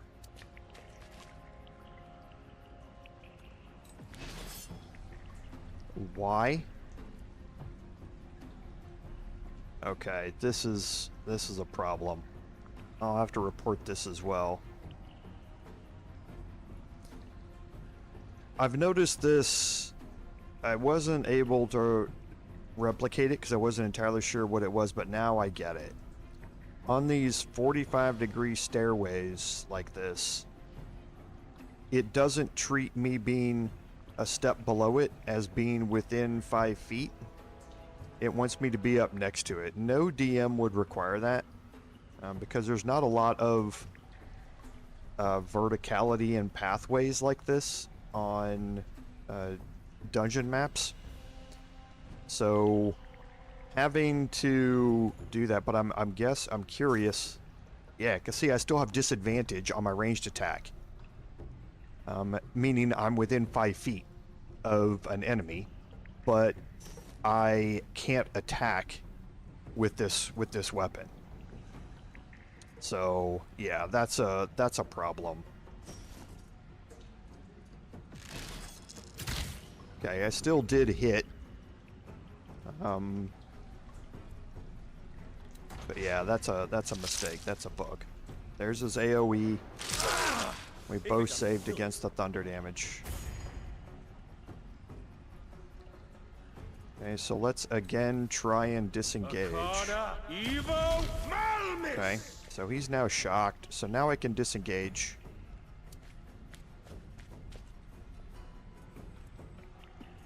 Okay, so do have my meta magic here. I could use innate sorcery, but I don't need to with only 1 enemy left.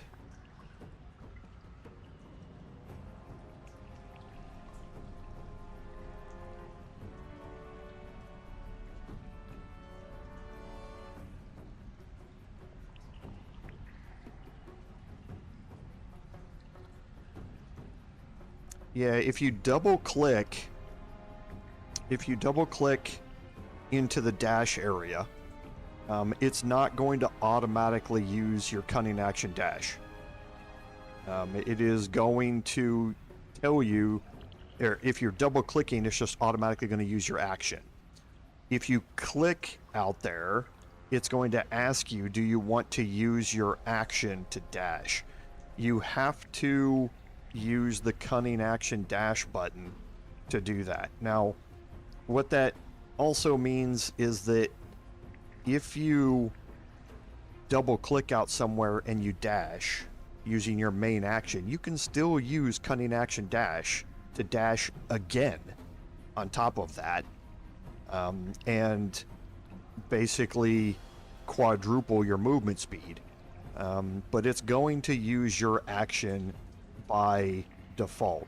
If you've already used it, I'm pretty sure it's going to default to using cunning action dash, but I haven't really done extensive testing on it to see.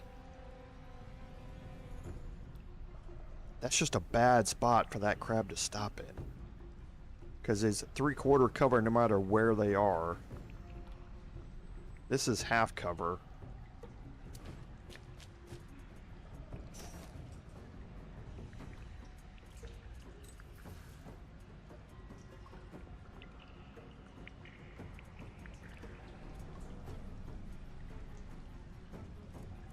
I think we just move in here. Now I'm going to try something.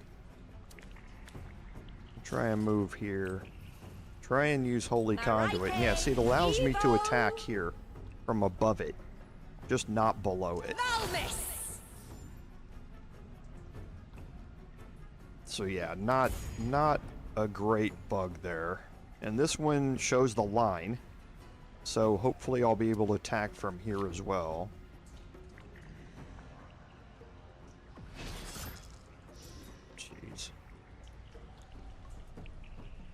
Roll a 1. Can't get any worse. I'm not gonna smite here. I'm just gonna take whatever damage the crab is gonna deal out. So yeah, there's the line. And the line's there too. I'm actually gonna move there.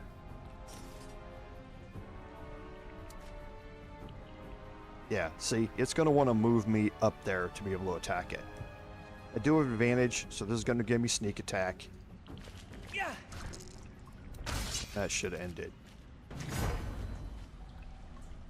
Okay, and that's going to update the Millennial City quest. For our freedom. So let's go ahead and do some more looking around.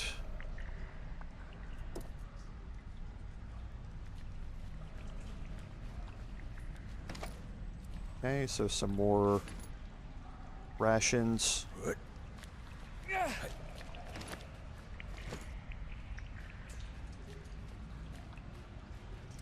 More crafting ingredients.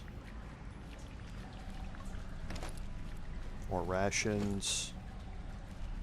Crabs are always a good source of rations. And remember, it's 1 ration per party. It's not 1 ration per person anymore. So getting a lot of long rest capability here.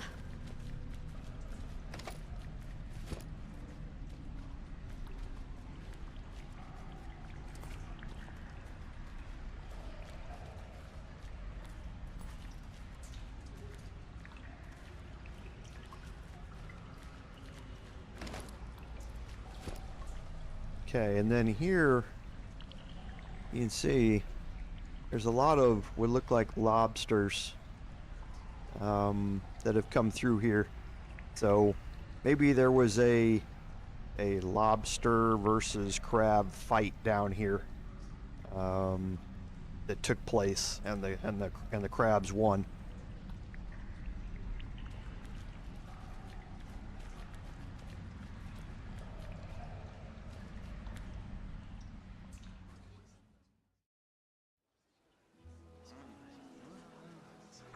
Did you have to lock the door behind us? Sorry, city regulations, nothing personal. We cleared out a crab nest. Don't you people ever clean it? Me? Personally, no. Oh, you're so funny. One of my better qualities, how perceptive. And being true to your word, we're free to leave Caer, yes? Of course. But I'm sure we'll see each other again. When you return to see Father Colwell, for instance. Oh, geez, yeah, the insidiousness there of that statement. So now we are free to explore the city.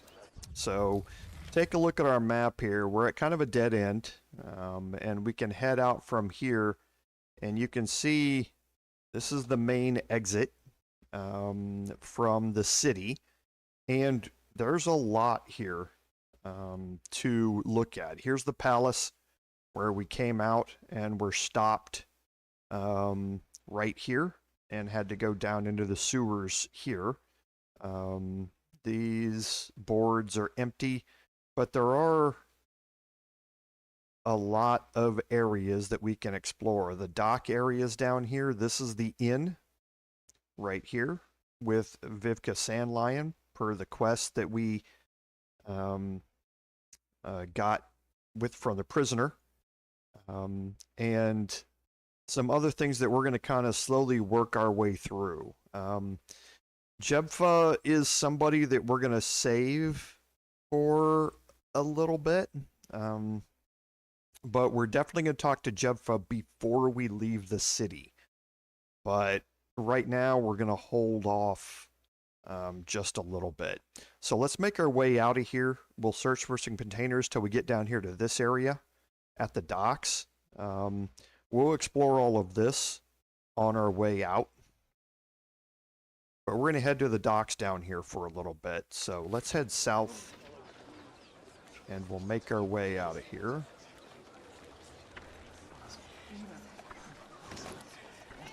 Okay, so a lantern. Do want to look and make sure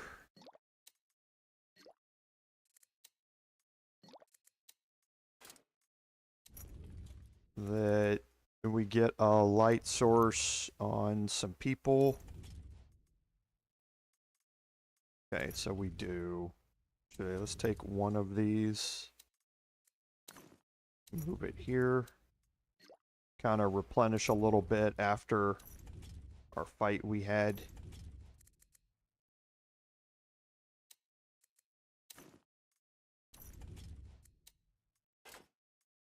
So now, does everybody have a light source and a healing potion? It looks like they do.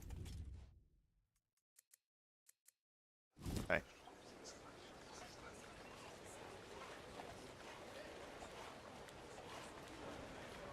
Do you see that creature? It looks a bit like one of those creatures we saw at the funeral. Diorcus's new friends. Maybe a little, but it's not the same. It looks different. Curious. Maybe we should try talking to them. Okay, and that's Keto Blacktooth up here. Is who we're seeing.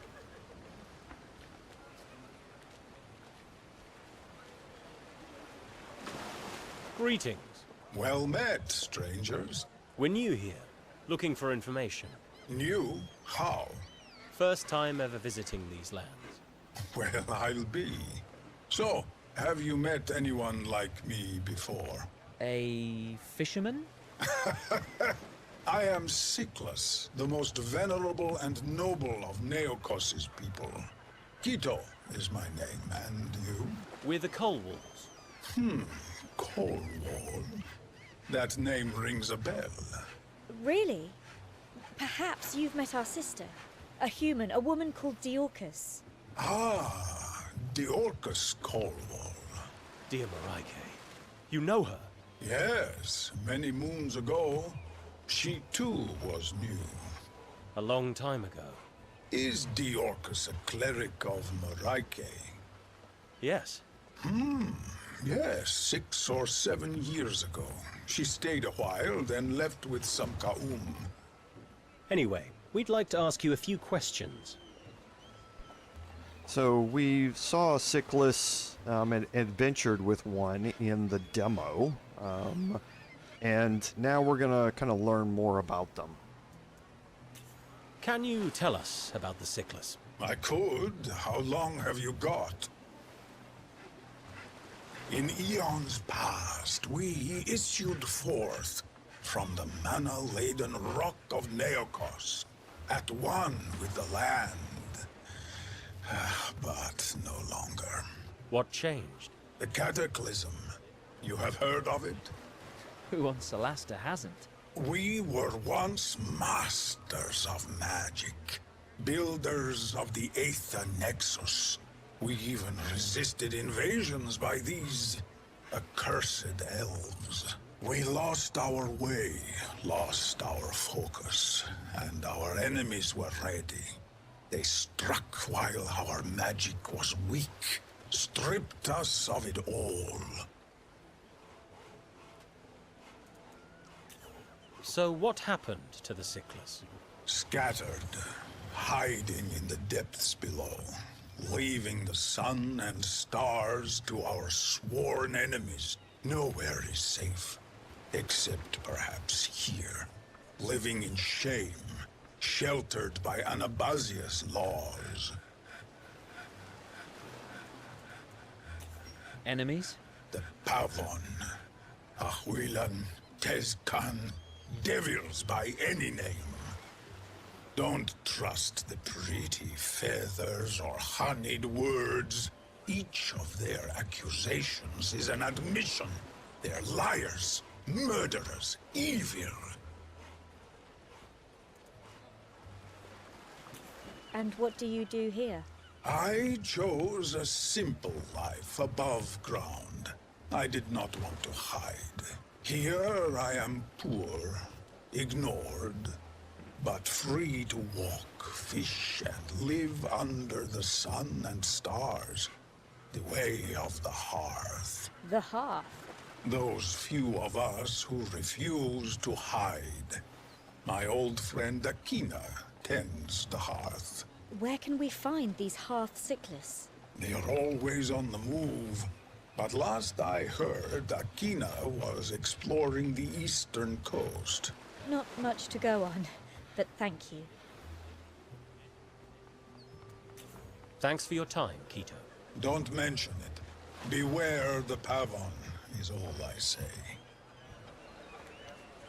And yeah, Baldur's Gate 3 did kind of overdo it. Solasta 1 was much more realistic in that aspect. Meaning that you really had to that harbor's busy. Save up. All those boats. Do you think there's camp one that can take us supplies home? or buy ration We could check packs the flags, for your trips. but I doubt there's any from Ferendra. This one, again, the traveling mechanic has changed. It's a little different. You're going to see that here in a little bit when we leave the city. You're going to find a lot of camp supplies in this one, but you're also going to go through a lot of camp supplies on this one. And I think it's a good balance. We'll see that here in a little bit, though. You never credited. We had a visit from the city guard last night. God's teeth. What, in the middle of the night? No word of a lie. Those oily creeps don't have to lug crates all day. Not like us. Find something, did they? If they had, no doubts I'd be rotting in jail about now. Okay, so there's a little smuggling going on around here. What's this I hear about a crate of blue pearls? Shh, quiet your pipes. Got them from Tolwen. What? You lubbers anchored in an Argad harbor? Hush your beak, I said. It's just a small village. Simple fisher folk, no army or nothing. You've been taking too many risks, if you ask me. Quit flapping your lips. Okay, so we have a book here. You from Shalmor, on Fair Island? Joram, where do you think we get them red carrots? So where'd you pretend they're from? Not the fuckiest. Navigators take care of business. I just moves the stuff. Okay, and another crate that's got a shield in it.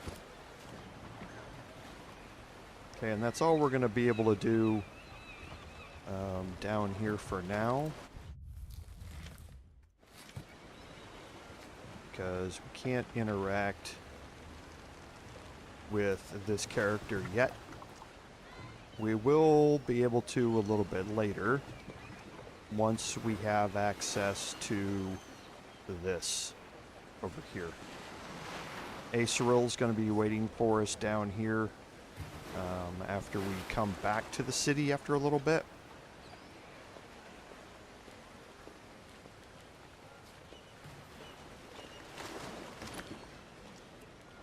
Okay, so a mana dust vial.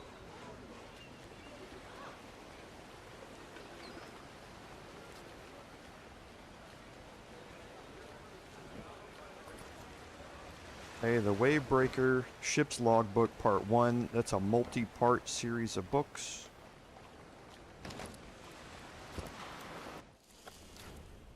Okay, so there's part 2. There's part 1. You can't read these. These are just valuables that you can sell.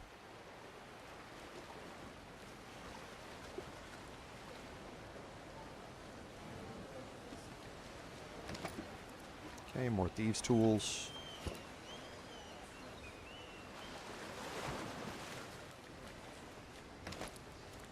And another ration pouch. Okay, so from here we have the option to get back this way around the back of the inn, and that's what we're going to do. Since we don't have anything else, we'll track Jeera's secret, but it's outside the city. But here's Liera. Hello. Clear skies and hail, my hearties. Welcome aboard Liera Tempest's Garden of Marvels. Clear skies to you too, Lyra. Well, I'll be blowed. You wouldn't be from Perendra, now would you? We are. From the Principality of Masgarth, the Colwell family. Belay that and pay the piper. Colwell. Like Dorcas Colwell. You know our sister. Well, I'll be keelhauled. Your sister, you say? Among other things. What you need today? Do you know where our sister is? What do you mean? Now? Nah, ain't seen her topsail nor mizzen in months. But you know her. Well, for my sins. Why the hesitation? Oh, tain't nothing. I mean, we was spliced, but ne'er tied the knot, if and you get my drift. Oh. 'Twas only a passing fancy, but I liked the cut of her jib. We're looking for her. Ah, is that so? Well, I hope she's sailing close in. But as I says, I've no tidings. Well, thanks anyway. That's quite a variety of goods you have there. What's your speciality? Ah, only the finest cargo of crafting ingredients. Plenty of plants, herbs and dainty flowers, all grown in my own greenhouse. And at the fairest prices too. Good to know. Of course, I can't grow everything, and there's a great wanting for abyssal wax flowers, but I can't no ways find the seeds. So's had to buy stock from out of town and such. Do you think you could grow your own abyssal wax flowers, if you had the seeds? Well, I'd give it a handsome try. You don't have those seeds to hand, I suppose. No, but now we know you need some, we'll keep an eye out. If you bagged me some, that would be fair handsome. I'd pay well. Duly noted. And we are going to run across some of those. We'd like to see your wares. I like the cut of your jib. So this is our first vendor here in town. The crafting aspects of this game have not been implemented yet in early access, from what I can tell, anyway. So feel free to sell off all of these crafting ingredients that you're picking up. Just to get rid of them. Because, yeah, none of these are doing any good for now. We are going to find some wax flower, and again, they're pretty high price, so we can sell them for her, or to her. But if we look around, because, you know, we have picked up some crafting components. All of these are worth at least 1 gold. 1 gold is the minimum you're going to get out of these, so that's why picking up even these small items is going to be worth quite a bit. As far as selling it, you got the same gist of that in Baldur's Gate 3 when I looted everything up to a certain point. It's the same thing here. And you can sell off, like I say, a lot of these things. See, it says crafting is unavailable in this version. So we can go through and we can get rid of all of these things that we can. And we're again getting a 10% discount here.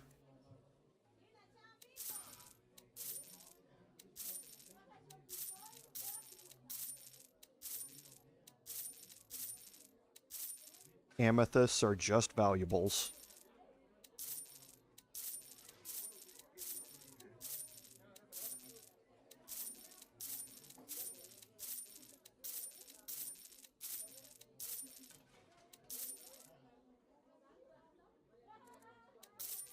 Seashells and fishing poles, again, just valuables.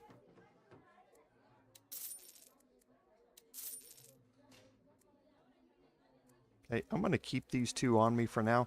You can always come back here because they will keep all of your stuff that you sold them. And one thing I do like about this is that you don't have to you can go in here and double click for everybody, and then when you switch off of a character, you don't have to confirm the sale or anything like that, like we did last time.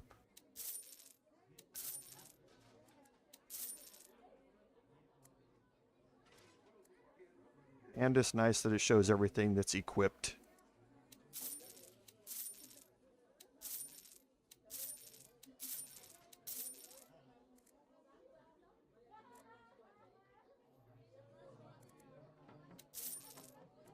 Some of these you're going to be able to sell, some of them you can't. Like the Hand of Midas, I don't think these three you can actually sell. The Aether Pearl is incredibly useful. Don't sell it. Don't foolishly use it like I did in my personal playthrough. And that will get us some gold and clear out some of our inventory.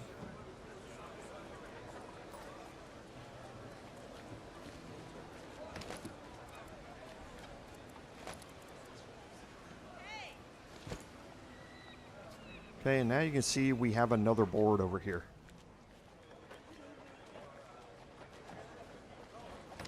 And now here you can see we have a quest item or a quest board here. So we can loot all of these. And if you want to read them, you can.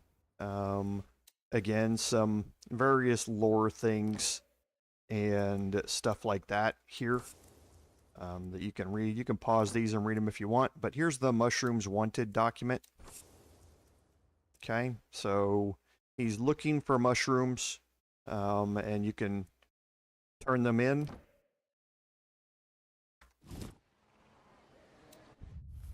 Okay, and that's going to give us the Strange Mushrooms quest. Okay, so we're going to be on the lookout for some mushrooms out there to go along with it.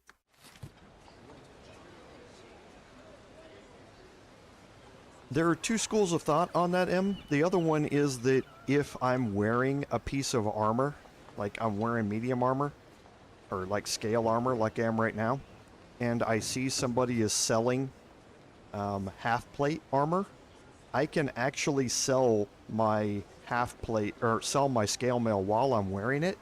It will unequip it, and then I can buy the half plate and not have to necessarily buy the half plate, go into my inventory, unequip, equip, and then go back into the cellar and sell that scale mail. So like I say, there are two schools of thought. I can see it both ways. I personally prefer it this way, but like I say, it's just personal preference. Okay, so let's head into the inn here. And I need to look up my notes here and make sure.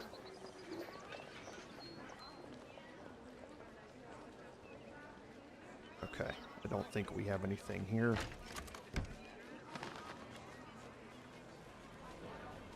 Okay, so in here we're going to have quite a few books.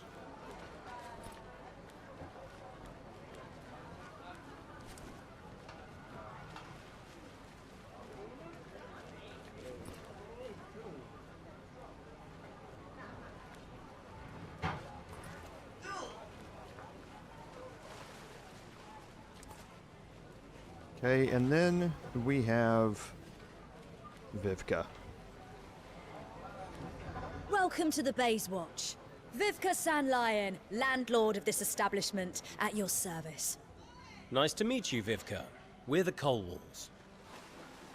What can I get you? So, what's the latest news? Well, it's pretty quiet. No gossip today, friends.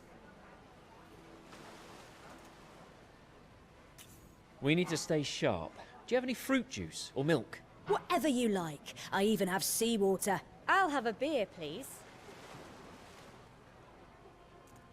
Okay, so we spent 1 gold piece there. Only your finest, if you please. Well, I've got some snow brandy. That's pretty hard to come by. So you're paying? Great. I'll have one too. Okay, we lost another one. You can choose to stay for the night here if you do, or if you'd like. Costs you 8 gold pieces. We're not going to do that yet. Sorry, we have to go. Thanks. Have a good day. Okay. And now we can head out to this side of the inn. Okay, and we're back out here to the harbor. So we have now explored all of the harbor areas. Okay, we don't have access to this yet. So let's go up here to the main market area here, which is just around the corner.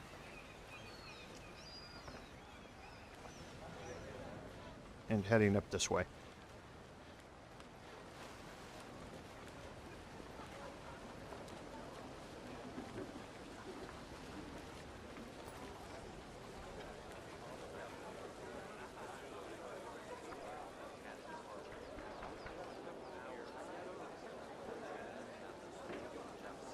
Okay. Thank you.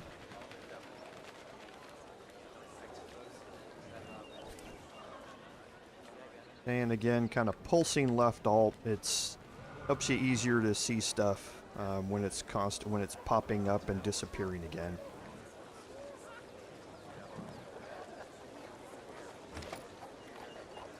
Okay, so another crafting ingredient.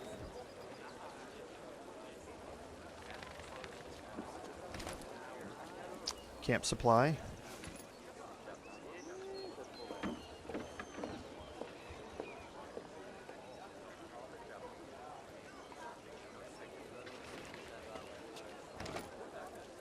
Okay. And now we can go talk to the 2 vendors. You can examine the statue here. That water looks crystal clear. Think it's drinkable? I saw a sailor drink some, so it should be. Remember what a Sorrel Silver Star said?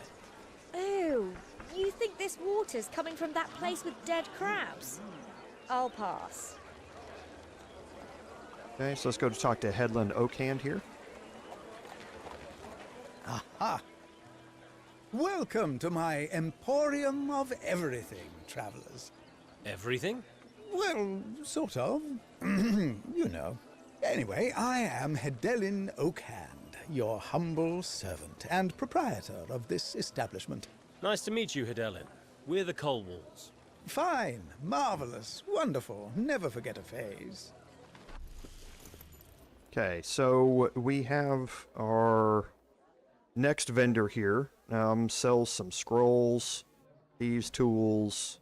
It will sell some food rations, also some potions of healing as well. And you can see that we start seeing some of the other items that specialty vendors are going to have. Now again, just like in Solasta 1, you have to have a reputation minimum to access some of these. But Bracers of Prudence, +1 armor class, poison resistance rings, monocle of detective, so you gain proficiency in investigation and history. Silken gloves, which are really nice for your monk, gain proficiency in sleight of hand. Proficiency in medicine is meh. A circlet of blasting. So you get to see some of the future options that you're going to be kind of saving up for. Again, we can go through some of the things that we picked up here.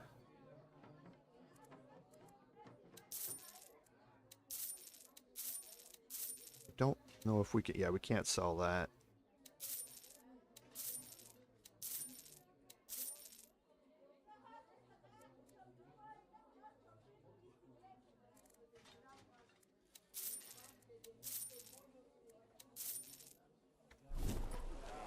And I need to be reading some of these. So you saw it popped up, location revealed. Okay.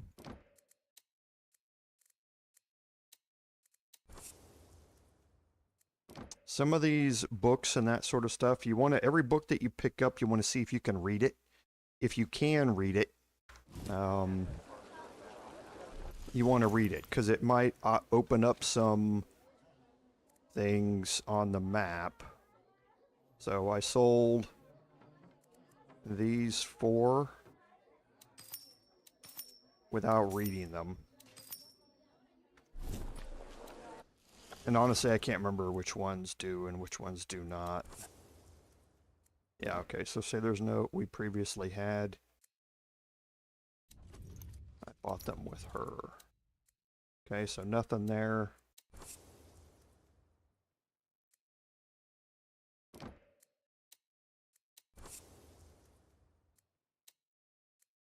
Okay. And that's it. So now I can sell those back.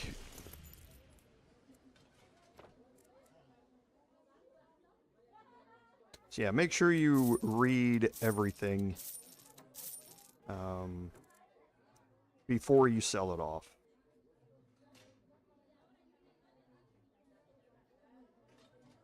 Did I read a discourse? Yeah, I did.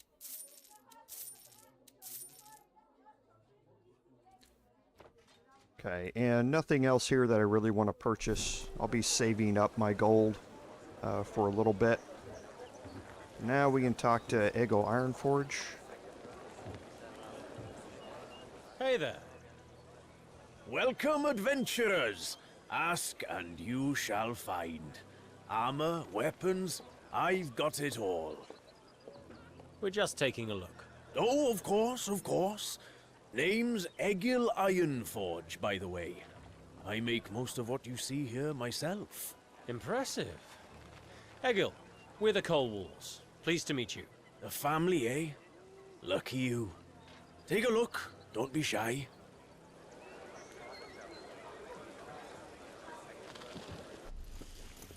Okay, so again, now we're into weapons here. So if we want to do any upgrades on our weapons and our armor, we can. And at this point, the chain shirt is the best that I'm going to get here. I have scale mail here, which gives me a 14. I have a +1 to my dex, so I'm getting a 15 total out of that. So breastplate would be the exact same, except I wouldn't have disadvantage on stealth checks. Chainmail would get me up to 16. What I really want to save, and plate armor I can't use. The bad thing that I wish they showed here is that it doesn't show the other requirements. Because I actually bought plate armor in my personal playthrough, spent all the gold on it, and then realized, crap, I can't use it, because when it gets up in your inventory, then it tells you you can't wear it.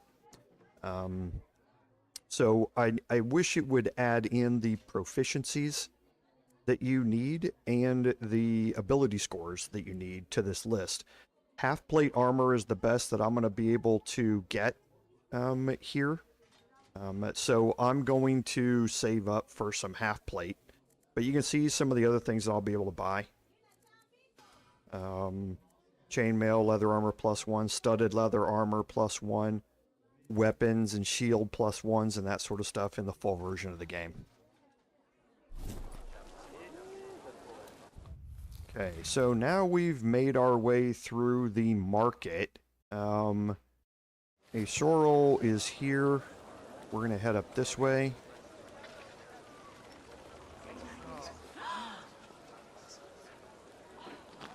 Okay, so let's go around here.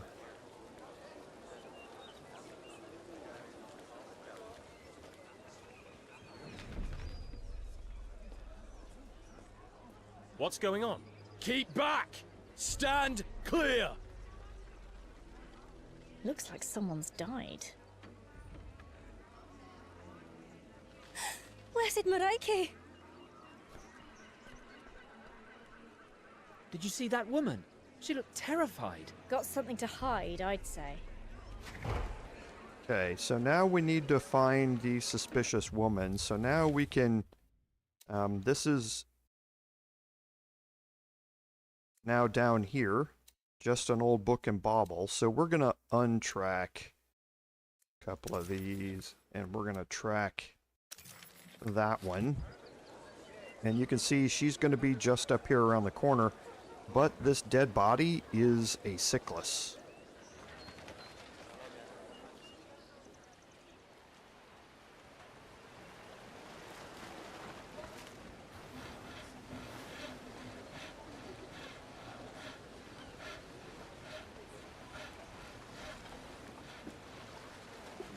Hello, Quito.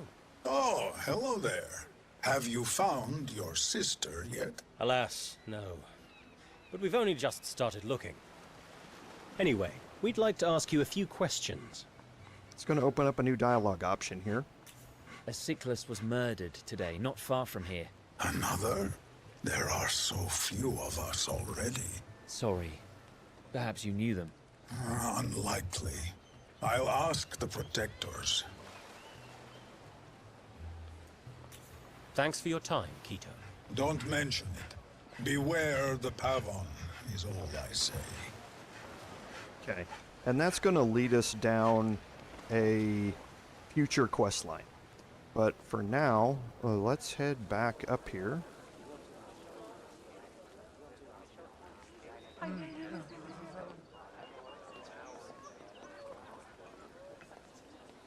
And we can go meet up with Jebfa. Now, Jebfa is going to be down here.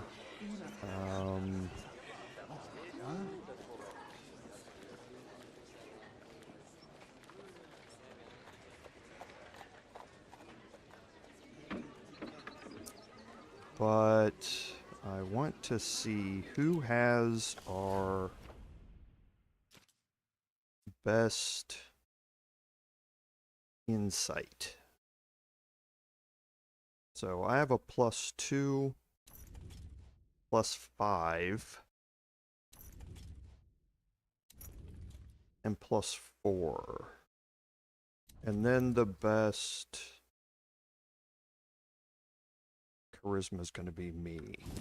So let's ask guidance on me and see if it uses me to make this check or not. I'm gonna quick save.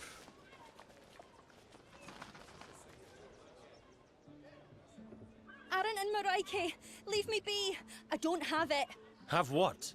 What are you talking about? Oh, your song has a different note. Who are you? The Colwalls. We come from, well, far away. And the murdered sickless woman? That wasn't you. Why do you think we killed her? Well, someone did. And you're not from around here, so... Charming. Oh, blessed harmony. Forgive me, it's just that... I bought a couple of things from her, and now she's dead. What things? Nothing. Just an old book and a bauble. Some old sickless stuff. I know some people who collect this stuff, and she was... kinda desperate, you know, to make some money. I thought I'd make a nice return on my investment. But now you think you might be in danger. She told me they were family heirlooms, but you know, now she's dead. I'm wondering if maybe she stole them. If maybe the original owner plays a darker tune. What's worse is my assistant, Jade. She didn't show up this morning. She never goes off alone, not without telling me. Well, now that is worrying. Are you sure this stuff isn't more important than you say it is? Sure. Well, You're hiding something. Elder Tangri asked me to look out for any sickless stuff, that's all. So it is valuable. Well, it's not worthless. I just didn't think someone would kill for it. Look, I'll just stay near the guards until Jade comes back. Unless... Let me guess. You need our help. Oh, I knew it. I could tell you were good uns. Could you please escort me to my people? Your people? You're really not from here, are you? I am one of the Ka'um tribe. We're travelers. We follow our dream song. Move around Neakos all the time. You're not a merchant? Well, I am. I'm supposed to come here, do some business, and then go back to the tribal caravan. But now, I think I'd rather leave. You said you were part of the Caer tribe. Yeah, that's right. Ever heard of a woman called Diorcus? Diorcus? I know a whole bunch. That's a common name among my people. Really? Yes. Why? Ours is human. She's a cleric of Moraike. Oh, we have a lot of those too. Humans and clerics and human clerics. All sorts. Never mind. Sorry. So, anyway, about my situation. I suppose we could escort you. How far is your caravan? It's a few days to the south, a traditional camping spot. Okay, now this option here. What's in it for us? Apart from knowing you helped a damsel in distress? There has to be a silver lining. Well, I'm not sure how much silver lining I have, but I might have some magic items for payment. That could work. What do you have? Okay, so these are your choices. We're going to take the pair of magic gloves here. We'll take the gloves. So, we have a deal. Can we leave now, please? Okay. So, those gloves are now showing up here, and they are unidentified. Okay. Now, the 2024 5e rule set changes how you can identify stuff. We're going to take a short rest. And now we have identify item available to us. Okay. So everybody has this option available to them. It doesn't matter whose inventory stuff is in. And we got the silken gloves. Okay. So we did get to restore some, or we're going to restore some hit points here, but not all of them. So let's go ahead and roll. Get our hit points fully restored. And we'll end the rest. The silken gloves we saw in the vendor shop give us proficiency in sleight of hand. So we'll put the gloves on, and they actually change your character model as well. So now he has proficiency in sleight of hand. He already had expertise. He has proficiency in medicine. It just doesn't show. So not entirely sure if they fully implemented all of the aspects of that, of how these things are supposed to show. There's some other issues that you'll see with attunement and that sort of stuff later on, which they haven't fully implemented either. So I think some of it is just still a work in progress because this is early access. So we're going to head back down here to the market, and we're going to head, actually we're not, we're going to head up here, make our way down here and around and come up and talk to a sorrel again. We can head up through here.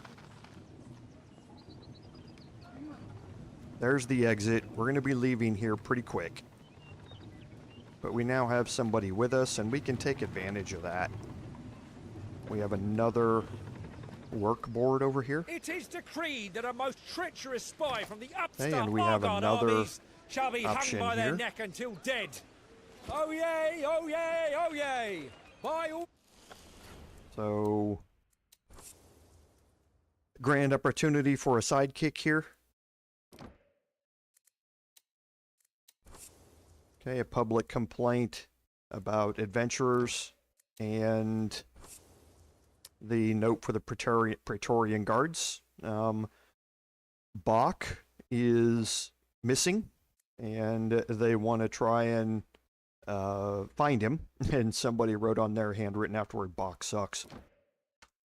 And that is going to give us an apprentice adventurer as a quest. Okay. So we're going to now look over the rest of this.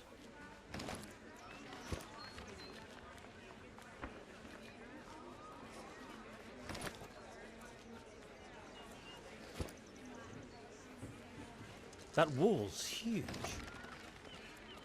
I hate those. These walls are clearly meant to divide the city into quarters. Right. The great and the good kept near the palace. And the undesirables... So, the wise and just Lady Anabasia needs a wall to protect her from the plebs, does she? Interesting. And I didn't have that in my notes.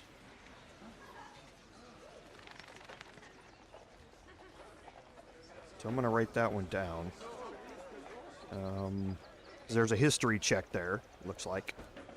Yep, there's a history check.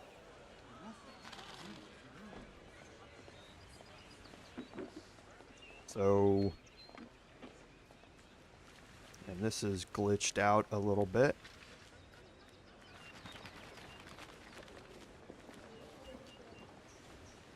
Yeah, this is glitched out. Early access.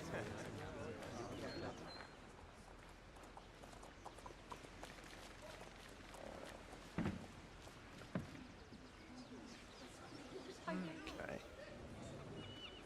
So let's head back out here. We're gonna go down here. It is decreed that a most treacherous spy from the upstart Argon And we're gonna head all the way back down so that we can go talk to Sorrel. Means we have to go all the way down here and then head back up this way.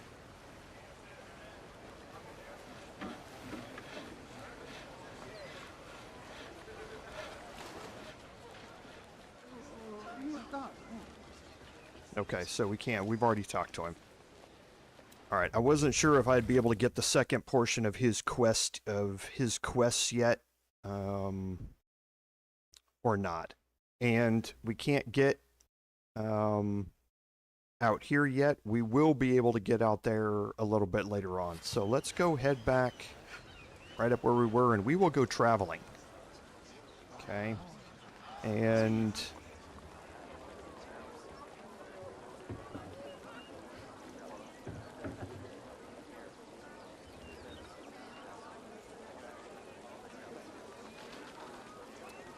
that is going to introduce us to an entirely new mechanic.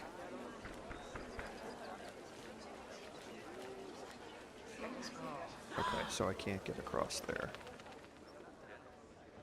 So let's head up here. And we're going to head out. I'll search the barrel first.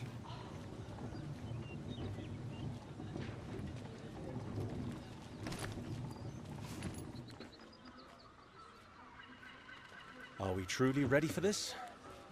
We know. Okay, now the traveling mechanic in this game, I personally really enjoy. It's been a source of division amongst the player base. If you remember,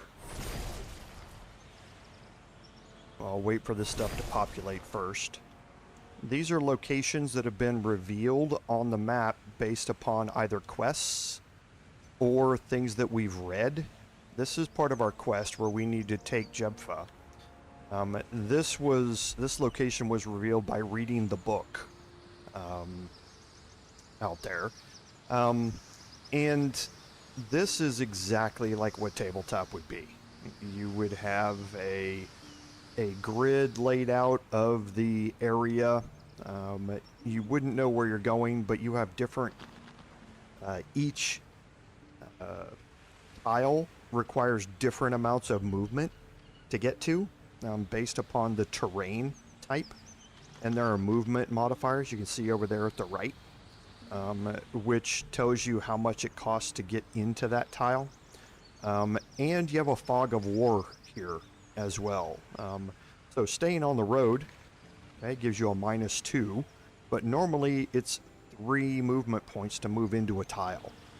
There are some tiles which are mountainous and things like that, which cost more movement, and you have the forced march mechanic. Now, our travel options here are fairly straightforward.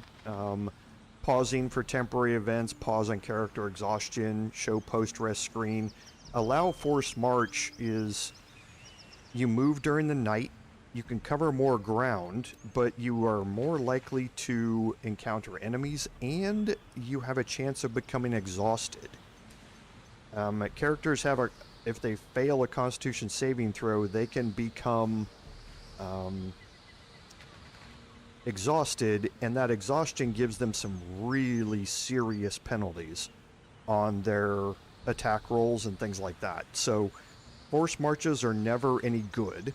You want to avoid them if you can. So we're going to head to the old Cyclist building here first. So you can click out, and you'll see this more, not right now because we're just barely exploring, but tiles that are not next to you are uncharted. So you can't click on them to travel there. But for instance, if I'm here, now all these previous tiles are charted, so I could click here and it would automatically move me here and to here for a total of 2 movement to get me there. But again, that's where this possibly put you in a forced march, possibly or give you an auto long rest to avoid the forced marches and that sort of stuff. So for now, you're moving 1 tile at a time until you open up the Fog of War, and then you can click somewhere and do a whole bunch of movement at once. Okay, so it's going to cost us 3 to move into this tile, and now we can enter this building.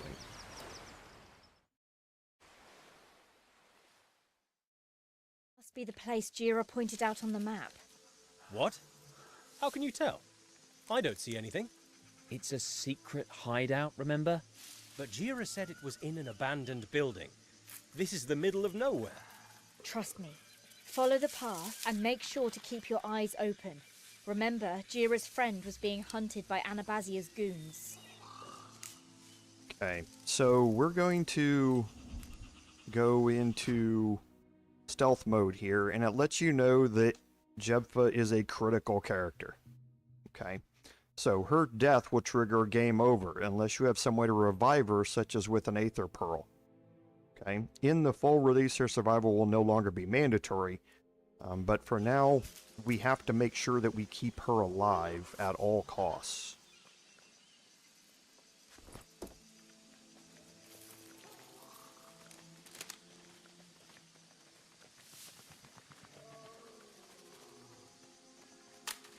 Someone really had a grudge against that tree. Someone was training their archery skills, that's all. Do you think that's a warning? There's only one way to find out. Let's move.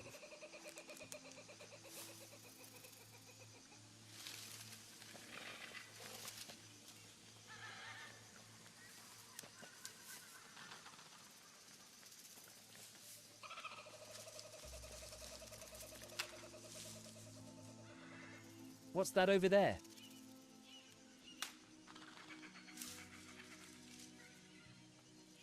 The door to an ancient ruin. The way in must be somewhere else.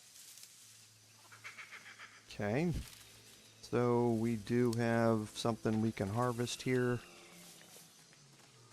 And both of these are dead ends. So now we're going to be here. And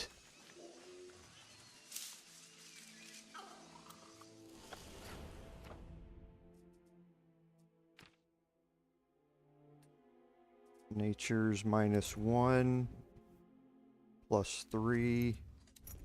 So I assume it's going to be Rudi.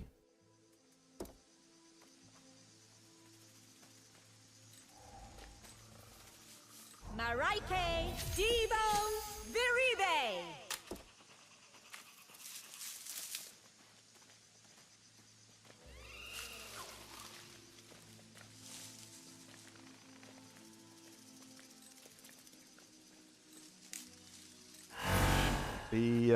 Watch your volume here. Oh, What's that stench? Ugh! Rotting meat, like a predator's den. Should we be worried? Worried, no. Cautious, yes. Let's hope that isn't the smell of our spy's rotting corpse. Okay. So now we also have these two statues, and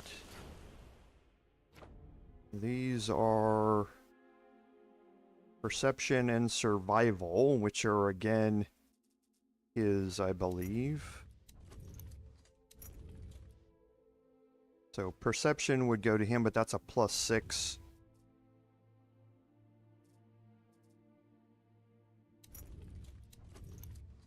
And guidance just wore off. So I think I will put these on M here. Marike! Viribe!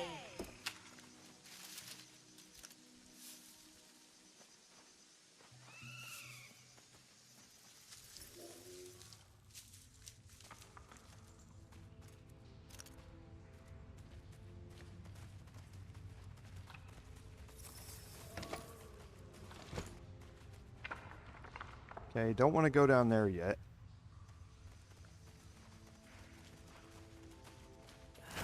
Footprints. How foolish of me. Boots. So people are in the vicinity. Maybe our man. So I failed that check. What's this? There's the perception check that I wanted to make.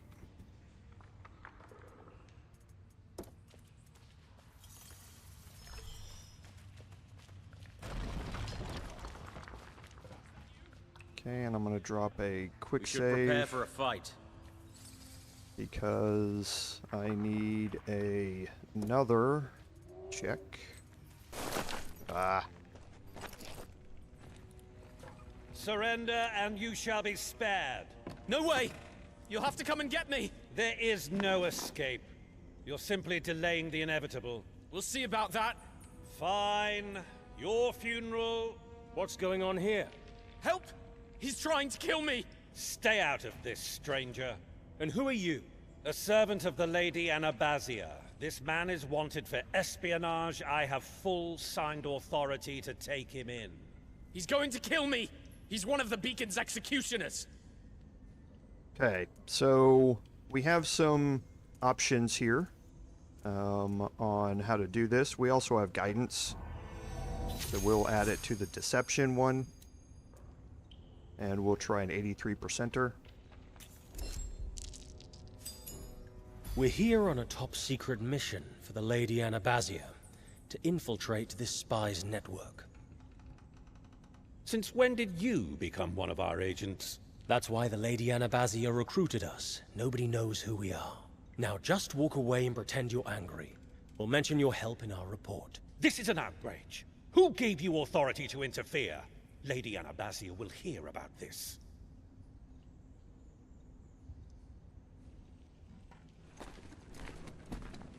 I suppose I should thank you, whoever you are. We're the Coal Wolves. Oh, that's right.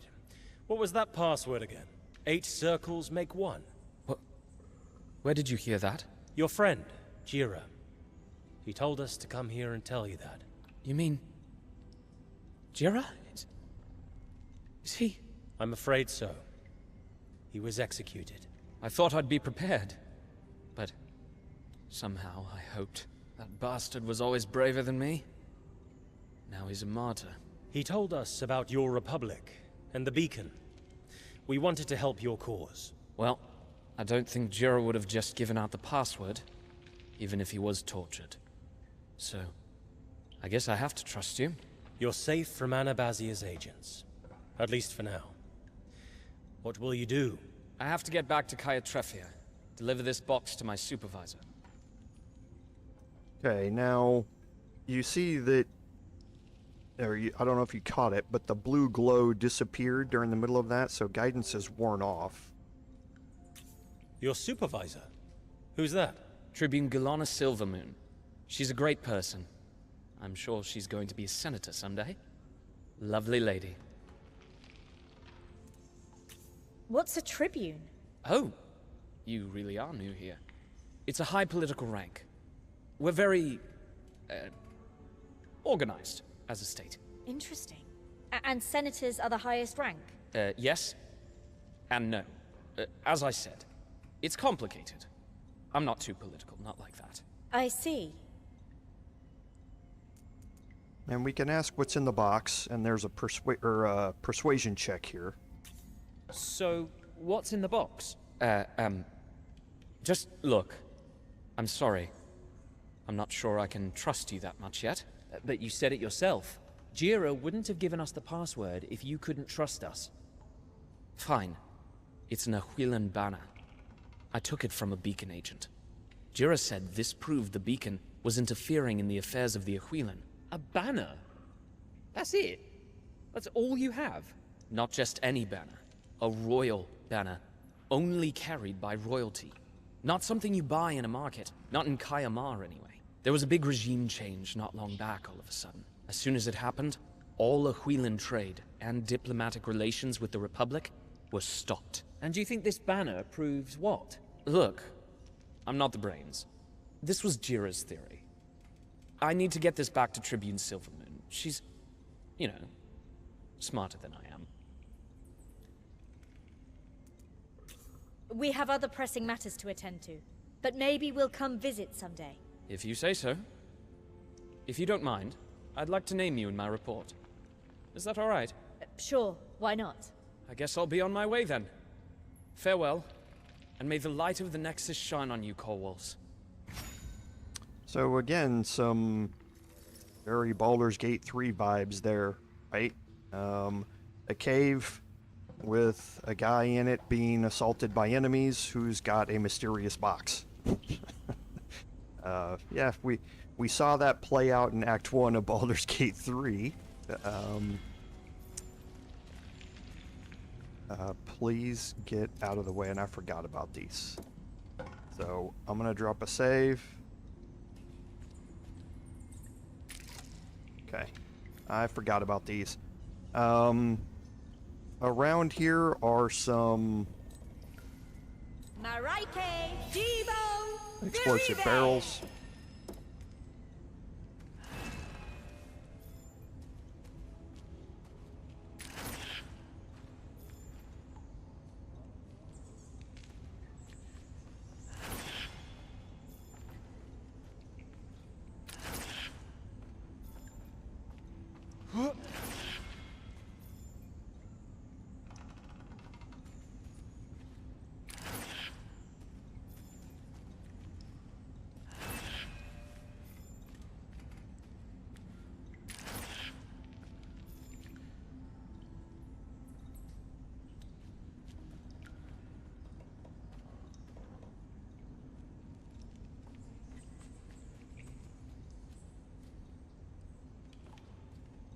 Oh, come on. Camera. And I lost my guidance.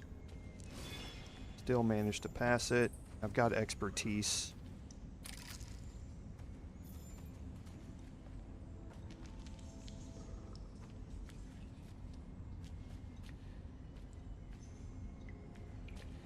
Okay, if you fail the perception check, there's another way in. It's just after you've already had the fight that we're going to get into here in a little bit. This allows you to bypass that fight if you'd like. But we're obviously going to have it. Marike Devo Viribe.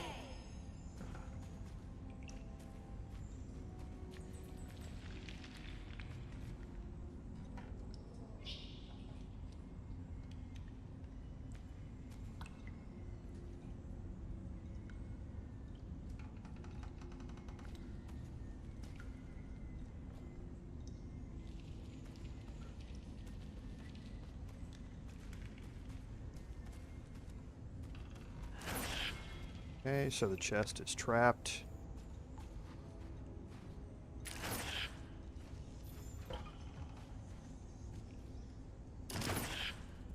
Okay, and I'm going to get another magical item.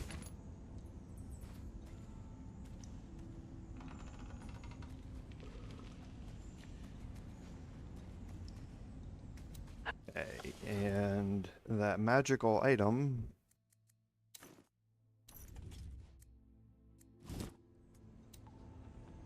Oh, yeah, I am in a dangerous area. Okay, and that's all I can do in here, I think.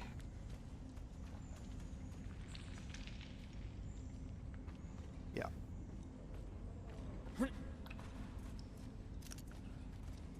Okay, so we're going to go into cautious mode. We're going to head out here. Now, I'm going to try and sneak my way in here. Because, as we all know, M in the chat is a fiend for cheese. And I think I figured out a way to cheese this. So I'm gonna save.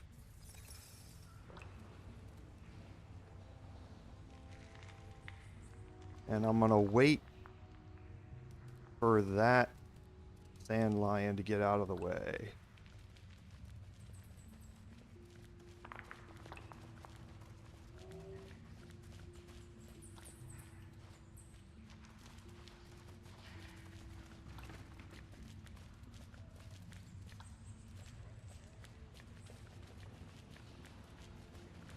Okay, and I'm going to move myself back here past this choke point.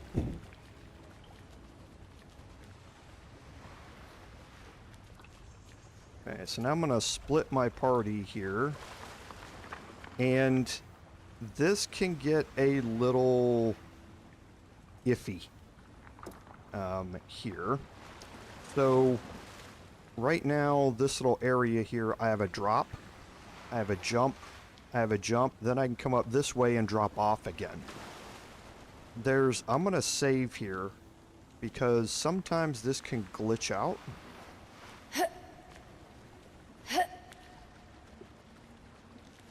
And you get stuck right here. You can't jump across this, you can't climb back up. And during combat, you definitely do not want to come this way.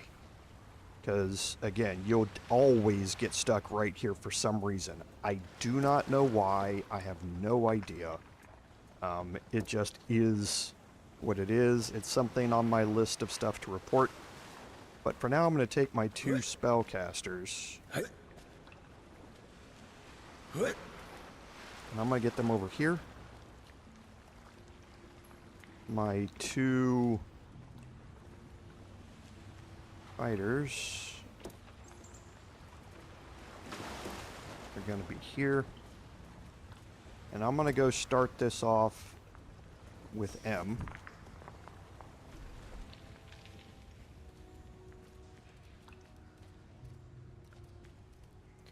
Okay, so we're going to save.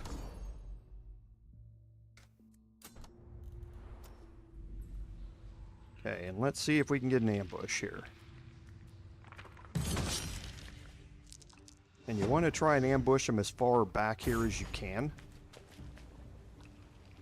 Okay, so we're going to move, and you can see this pathway is really small. So we're going to move Rudi up here. And we're going to ready a cantrip here. And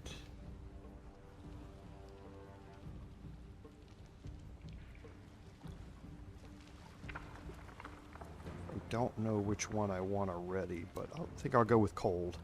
Keep their movement speed down. And me, I'm going to ready a ranged attack.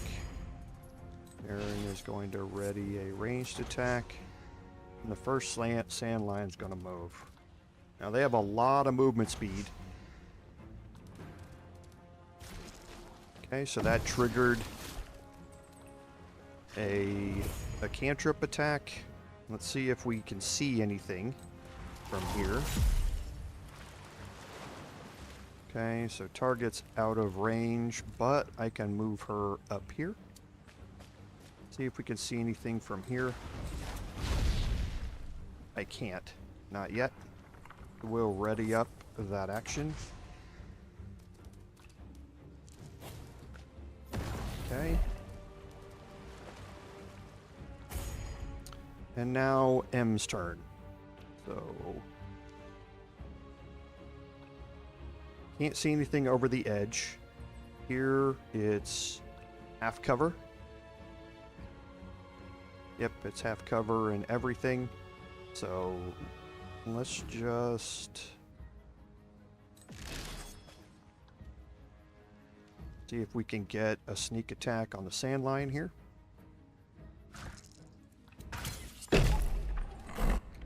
Okay, now he's vexed, and we're gonna move back.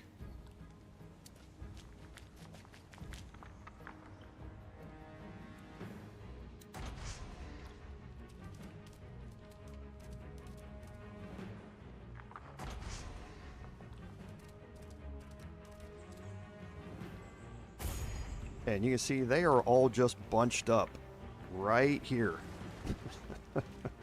in this one spot. So we have some options here. Acid Splash is a cantrip that is AoE.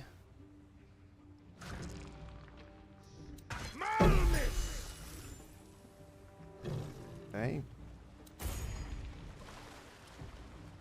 I don't think I can maneuver anywhere to hit anybody from down here. Let me just check sight lines. Yeah, we can't. I'll just end turn. Check sight lines. Yeah.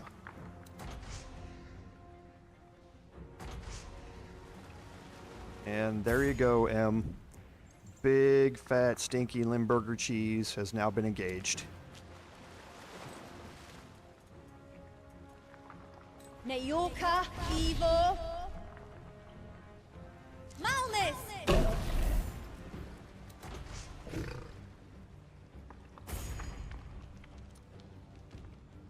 Now for M, if you venture out here, they will come towards you. So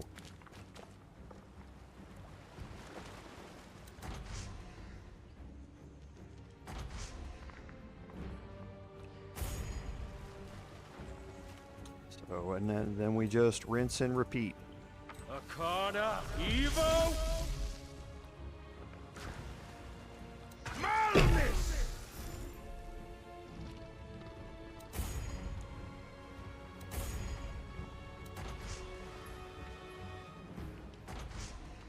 Now the thing about sand lions that makes this fight kind of suck is that the adult sand lions have an action where they can heal everybody within an AoE radius around them, or something like 1d8 hit points, or something like that. It's not cool. So they don't do it if they're not attacking you. They're just going to sit here and soak up the damage. Nayorka, Evo, Oh, whoops, I need to move her up. For some reason, it takes her out of the spot and moves her back one Nayorka, every Evo, time. Malnis! Okay, so there's one dead.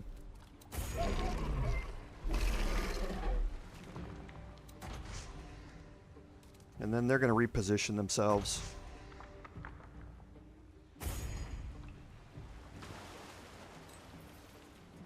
Akada, Evo, Malnis!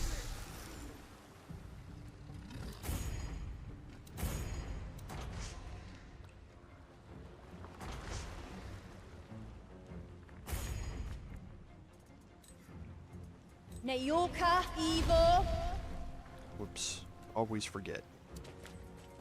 Nayorka, Evo, Malnis! Oh, she missed. Everything's better with a little cheese. Yes, I do know you after all this time. Evo, Malnis!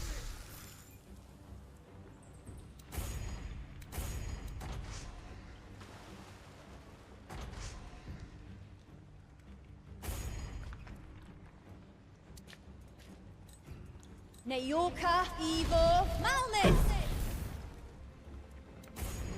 Okay. So what we're going to do, though, is once we get through getting rid of the others, we'll probably draw them up here. Akada, Evo! Akada, Evo! Malnis! I was sure. Because, yeah, it's not the most... It is super cheese, but it's not the most exciting gameplay, right?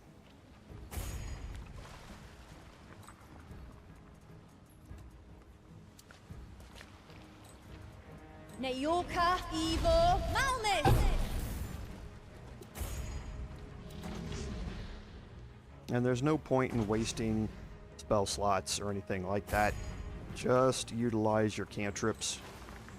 Akada, Evo, Malnis!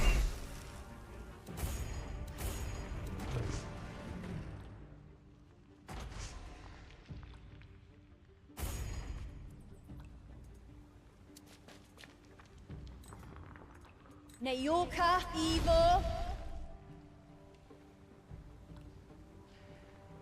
Malnis! Okay, so that's another one dead, so they'll reposition.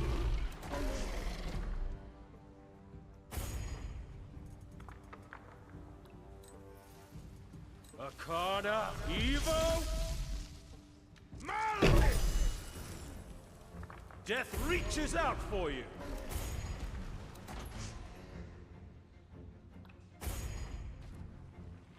Okay, so I don't think I'm going to be able to see anybody with them there. Neyorka, Evo, Oh, I can see this one back in the back.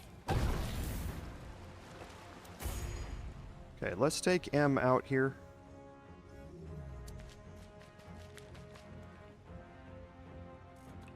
And we will ready a bow attack. See, that's what I mean.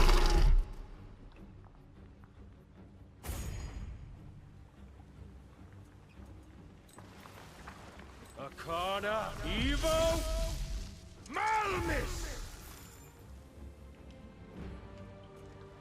And these two have higher decks, so my AoE stuff is going to be a lot less likely to land.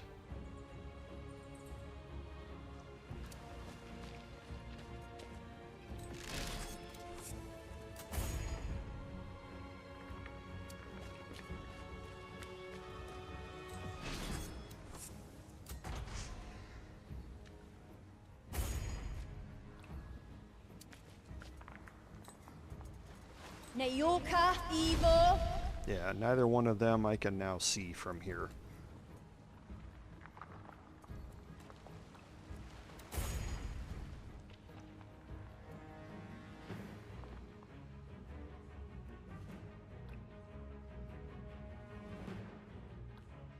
Yeah, it's one of those things where if they're actively engaged in combat with you, they're going to be giving you they're going to be giving themselves aid, basically. They give themselves temporary hit points. And it's a royal pain to get rid of them. So what I'm going to do is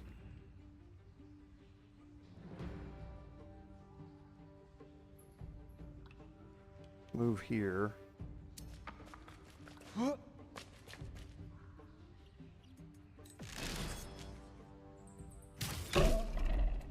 Okay, so he's vexed. I'm going to move back.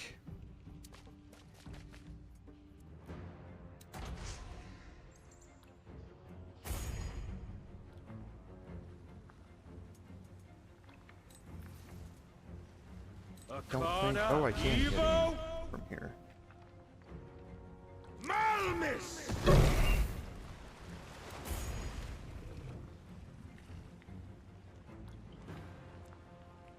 Let's just keep readying up these attacks. I don't think they're going to come up here as long as I stay far enough back away from them.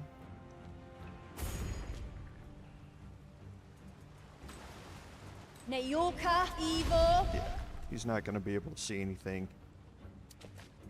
from up here. Nayorka, Evil.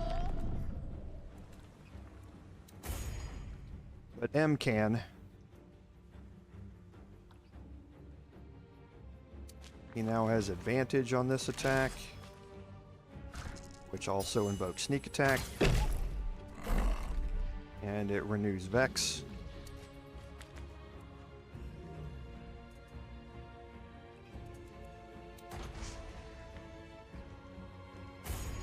So I continue having advantage.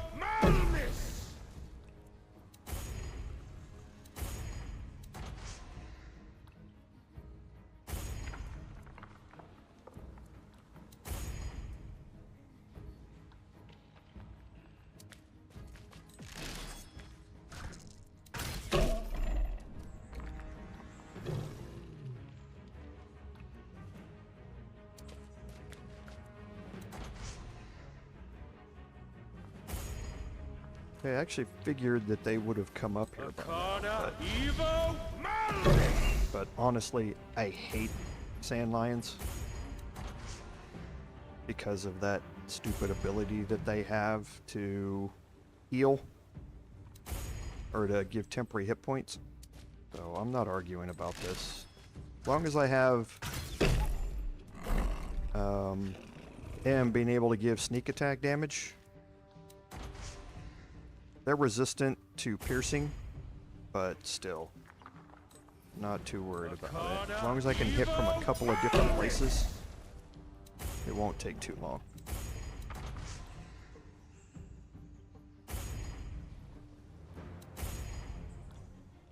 Okay, let's see if we can get a kill here.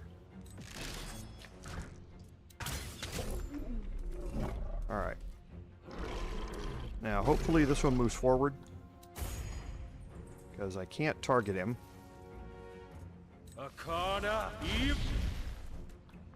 From there, so let's ready that up. No, Vex does not give advantage to allies, M.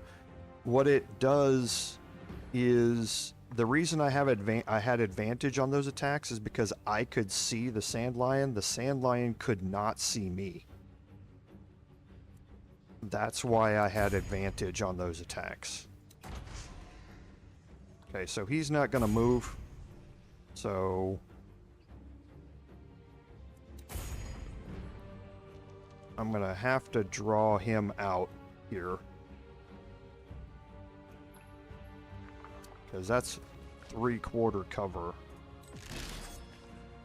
And I can't sense him.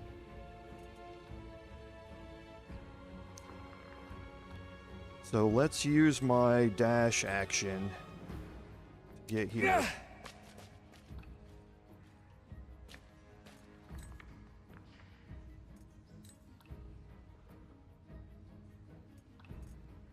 Oh, yeah. Duh. Can't do that.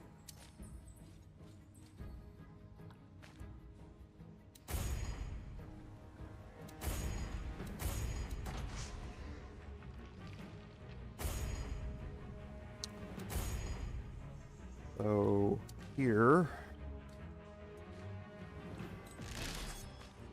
yeah, what I was afraid of, the sight line there is a little weird. Yeah, see, I'm not able to, even though it shows that I can, the sight line's a little weird. Okay, so I'm gonna dash back up here.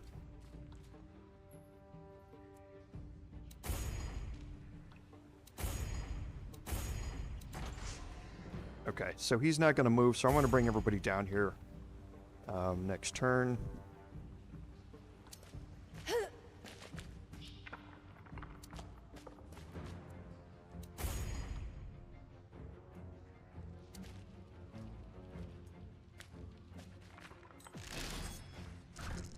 We could just keep doing this.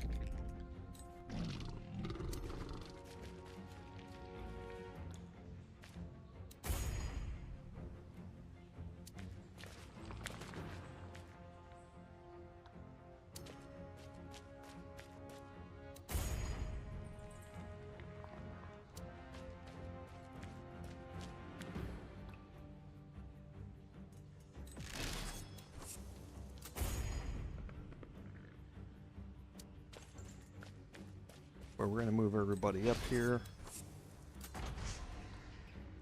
And here he comes. There's his temporary hit points.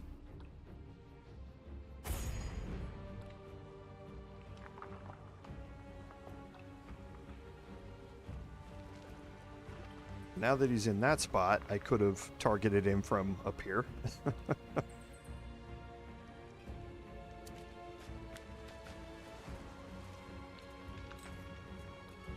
Nayorka, Evo.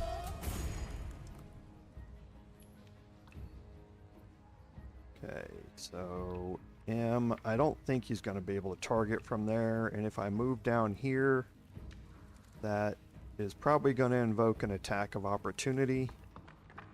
So let's see if I can get him from here. Yes.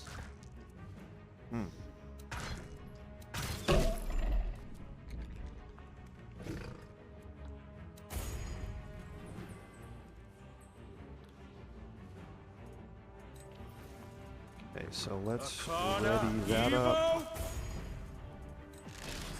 Ready that up.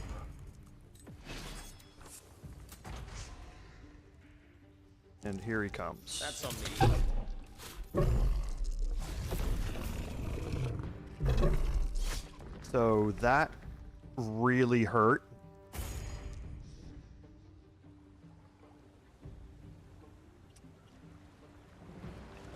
See, I should have just cheesed it. So just one shot Rudi here. Nayorka, Evo. Malmus.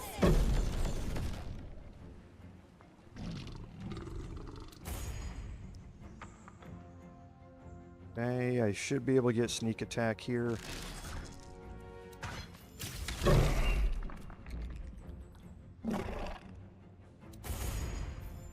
Okay, so he passed his first death saving throw.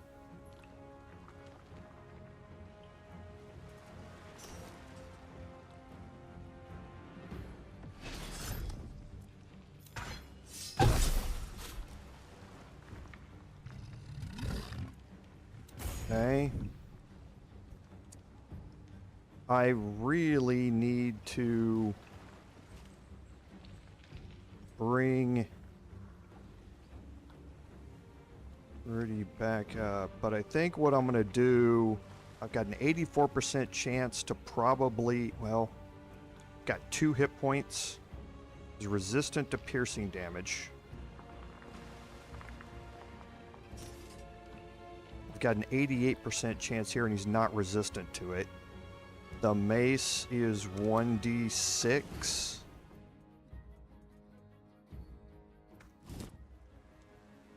And with 2 hit points, that'd be a 66% chance of getting a kill and an 88% chance of getting a hit. So I think I'm going to chance it and try and get rid of him. Because what I'm afraid is going to happen is if I cast Spare the Dying, he's just going to cause more damage to somebody else.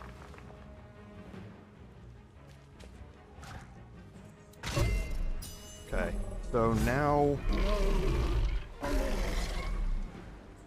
I need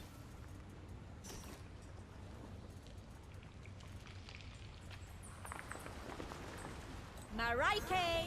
oh, he's already stabilized.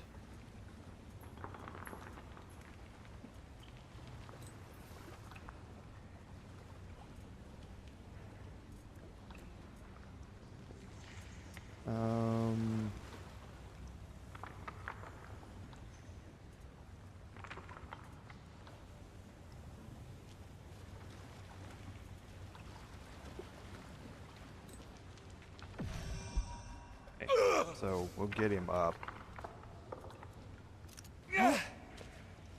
Alright, so yeah, I should have just cheesed it. But again, it wasn't the most exciting gameplay. You can see how dangerous that fight can be against level 2 characters. So cheesing it is not a bad thing. Or just avoiding it entirely is also not a bad thing.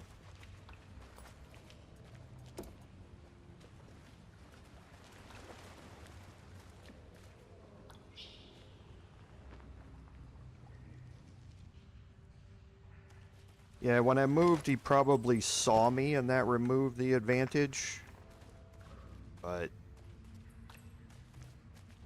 either way, I had the equivalent of advantage with the heroic inspiration, so wasn't too overly concerned about it.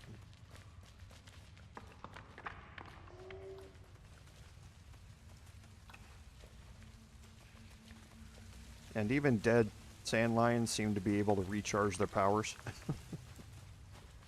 Yeah, you'll see the options pop up quite a bit for them.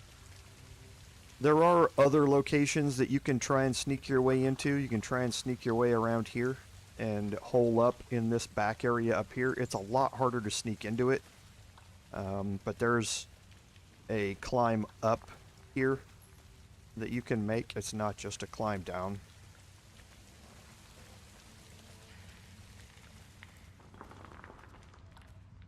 And I think that's it in here. So we'll head out the normal way that you're supposed to come in. And now you can see we're back here at the beginning.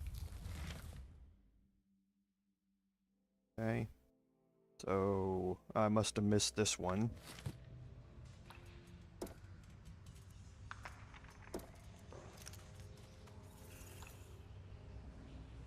I think it's back up here.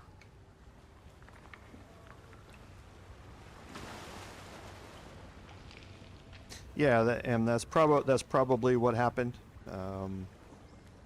Yeah, as I said, it's with the heroic inspiration. I had an entirely other role, so it was functionally equivalent to advantage. This is something I think they're also going to fix. I talked about it last time. Even though you're far away, you can still loot stuff. I think they're probably going to fix that.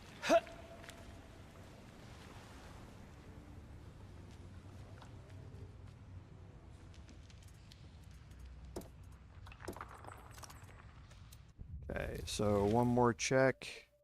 These are all the explosive barrels that we disarmed. And that was the chest that's now empty.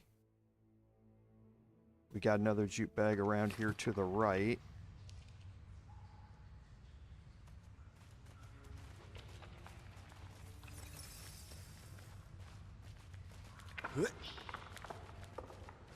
What's that you found? A dagger. Impressive. I mean, it's all neat and shiny, not some rusted relic dropped here long ago. Someone was here pretty recently. Probably our spy. We're getting close. Okay, so now we're finished in here, so let's go head out and we'll get back on the road. And we'll take a long rest when we're on the road.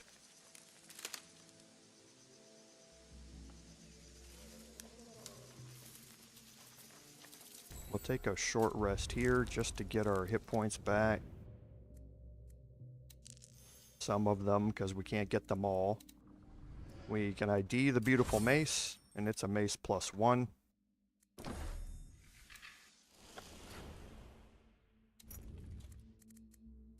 So we can equip that here. Okay, so that's going to give us 1d6 now +1 on the items.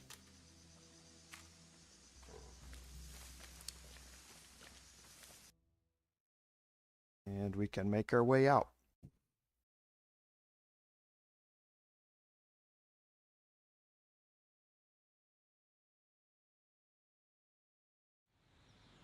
Okay, so from this point, we have a couple of different locations that we can try and make our way to. We are going to head to the Tamesh camp. We need to work our way down the Just an Old Book and a Bauble quest line.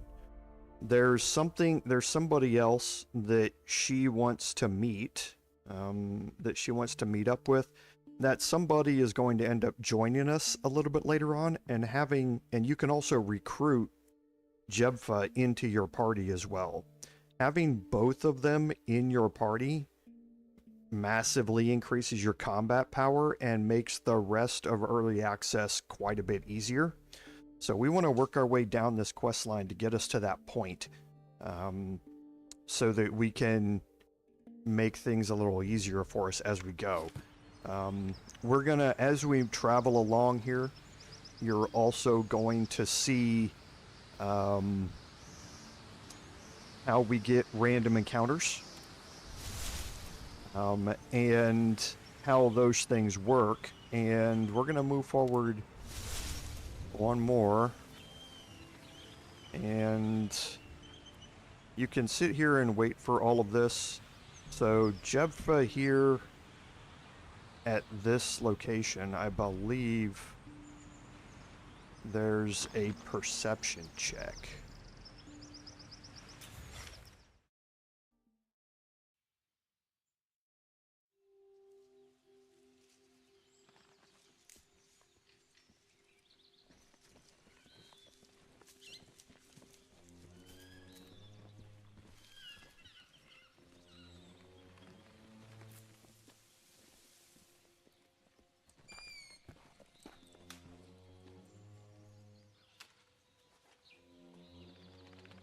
We can't go on like this. We have to do something. What are you talking about? What's going on? There's the perception check.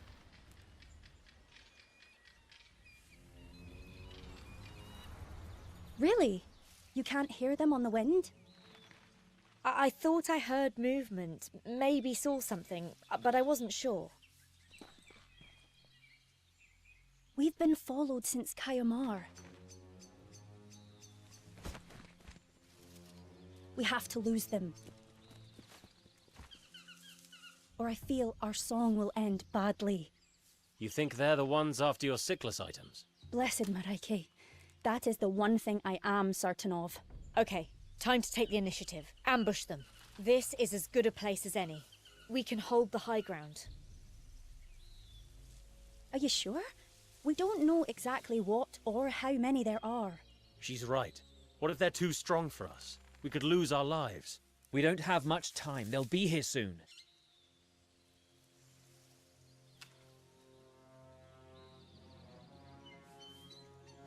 Stay low. We're gonna be fine. Check your gear. We're not your crew. Okay, and they are right in that we can hold the high ground.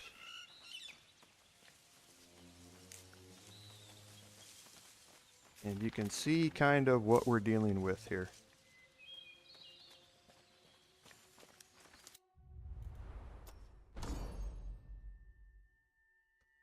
And that is going to give us a great point to end the live stream. I know y'all love cliffhangers so much. We are out of time today, but that will give us a great point to pick up the live stream next week. We're going to have to be a little quick with it on how we want to start this off, but we want to trigger an ambush as quick as we can here. And like they say, fight to hold the high ground here. So, yep, M already got that covered. So, so next week we're going to pick up here and we're going to start off with a fight. This fight is not easy, but we need to have it to progress past this point. And as long as there is no cheesing this one, but as long as we can keep our distance for a little bit and try and make them go long distances to work around us, then hopefully we can come out on top. But that's something we will see next week. So as always, thank you all for being here. I certainly appreciate everyone being here, the interactions that I have with all of you. Every time on the stream and in my comments are always great. And I thank you very much for the support, because as I always say, without your support, none of this would be possible. This is Commander Jerval saying until next time, fare thee well.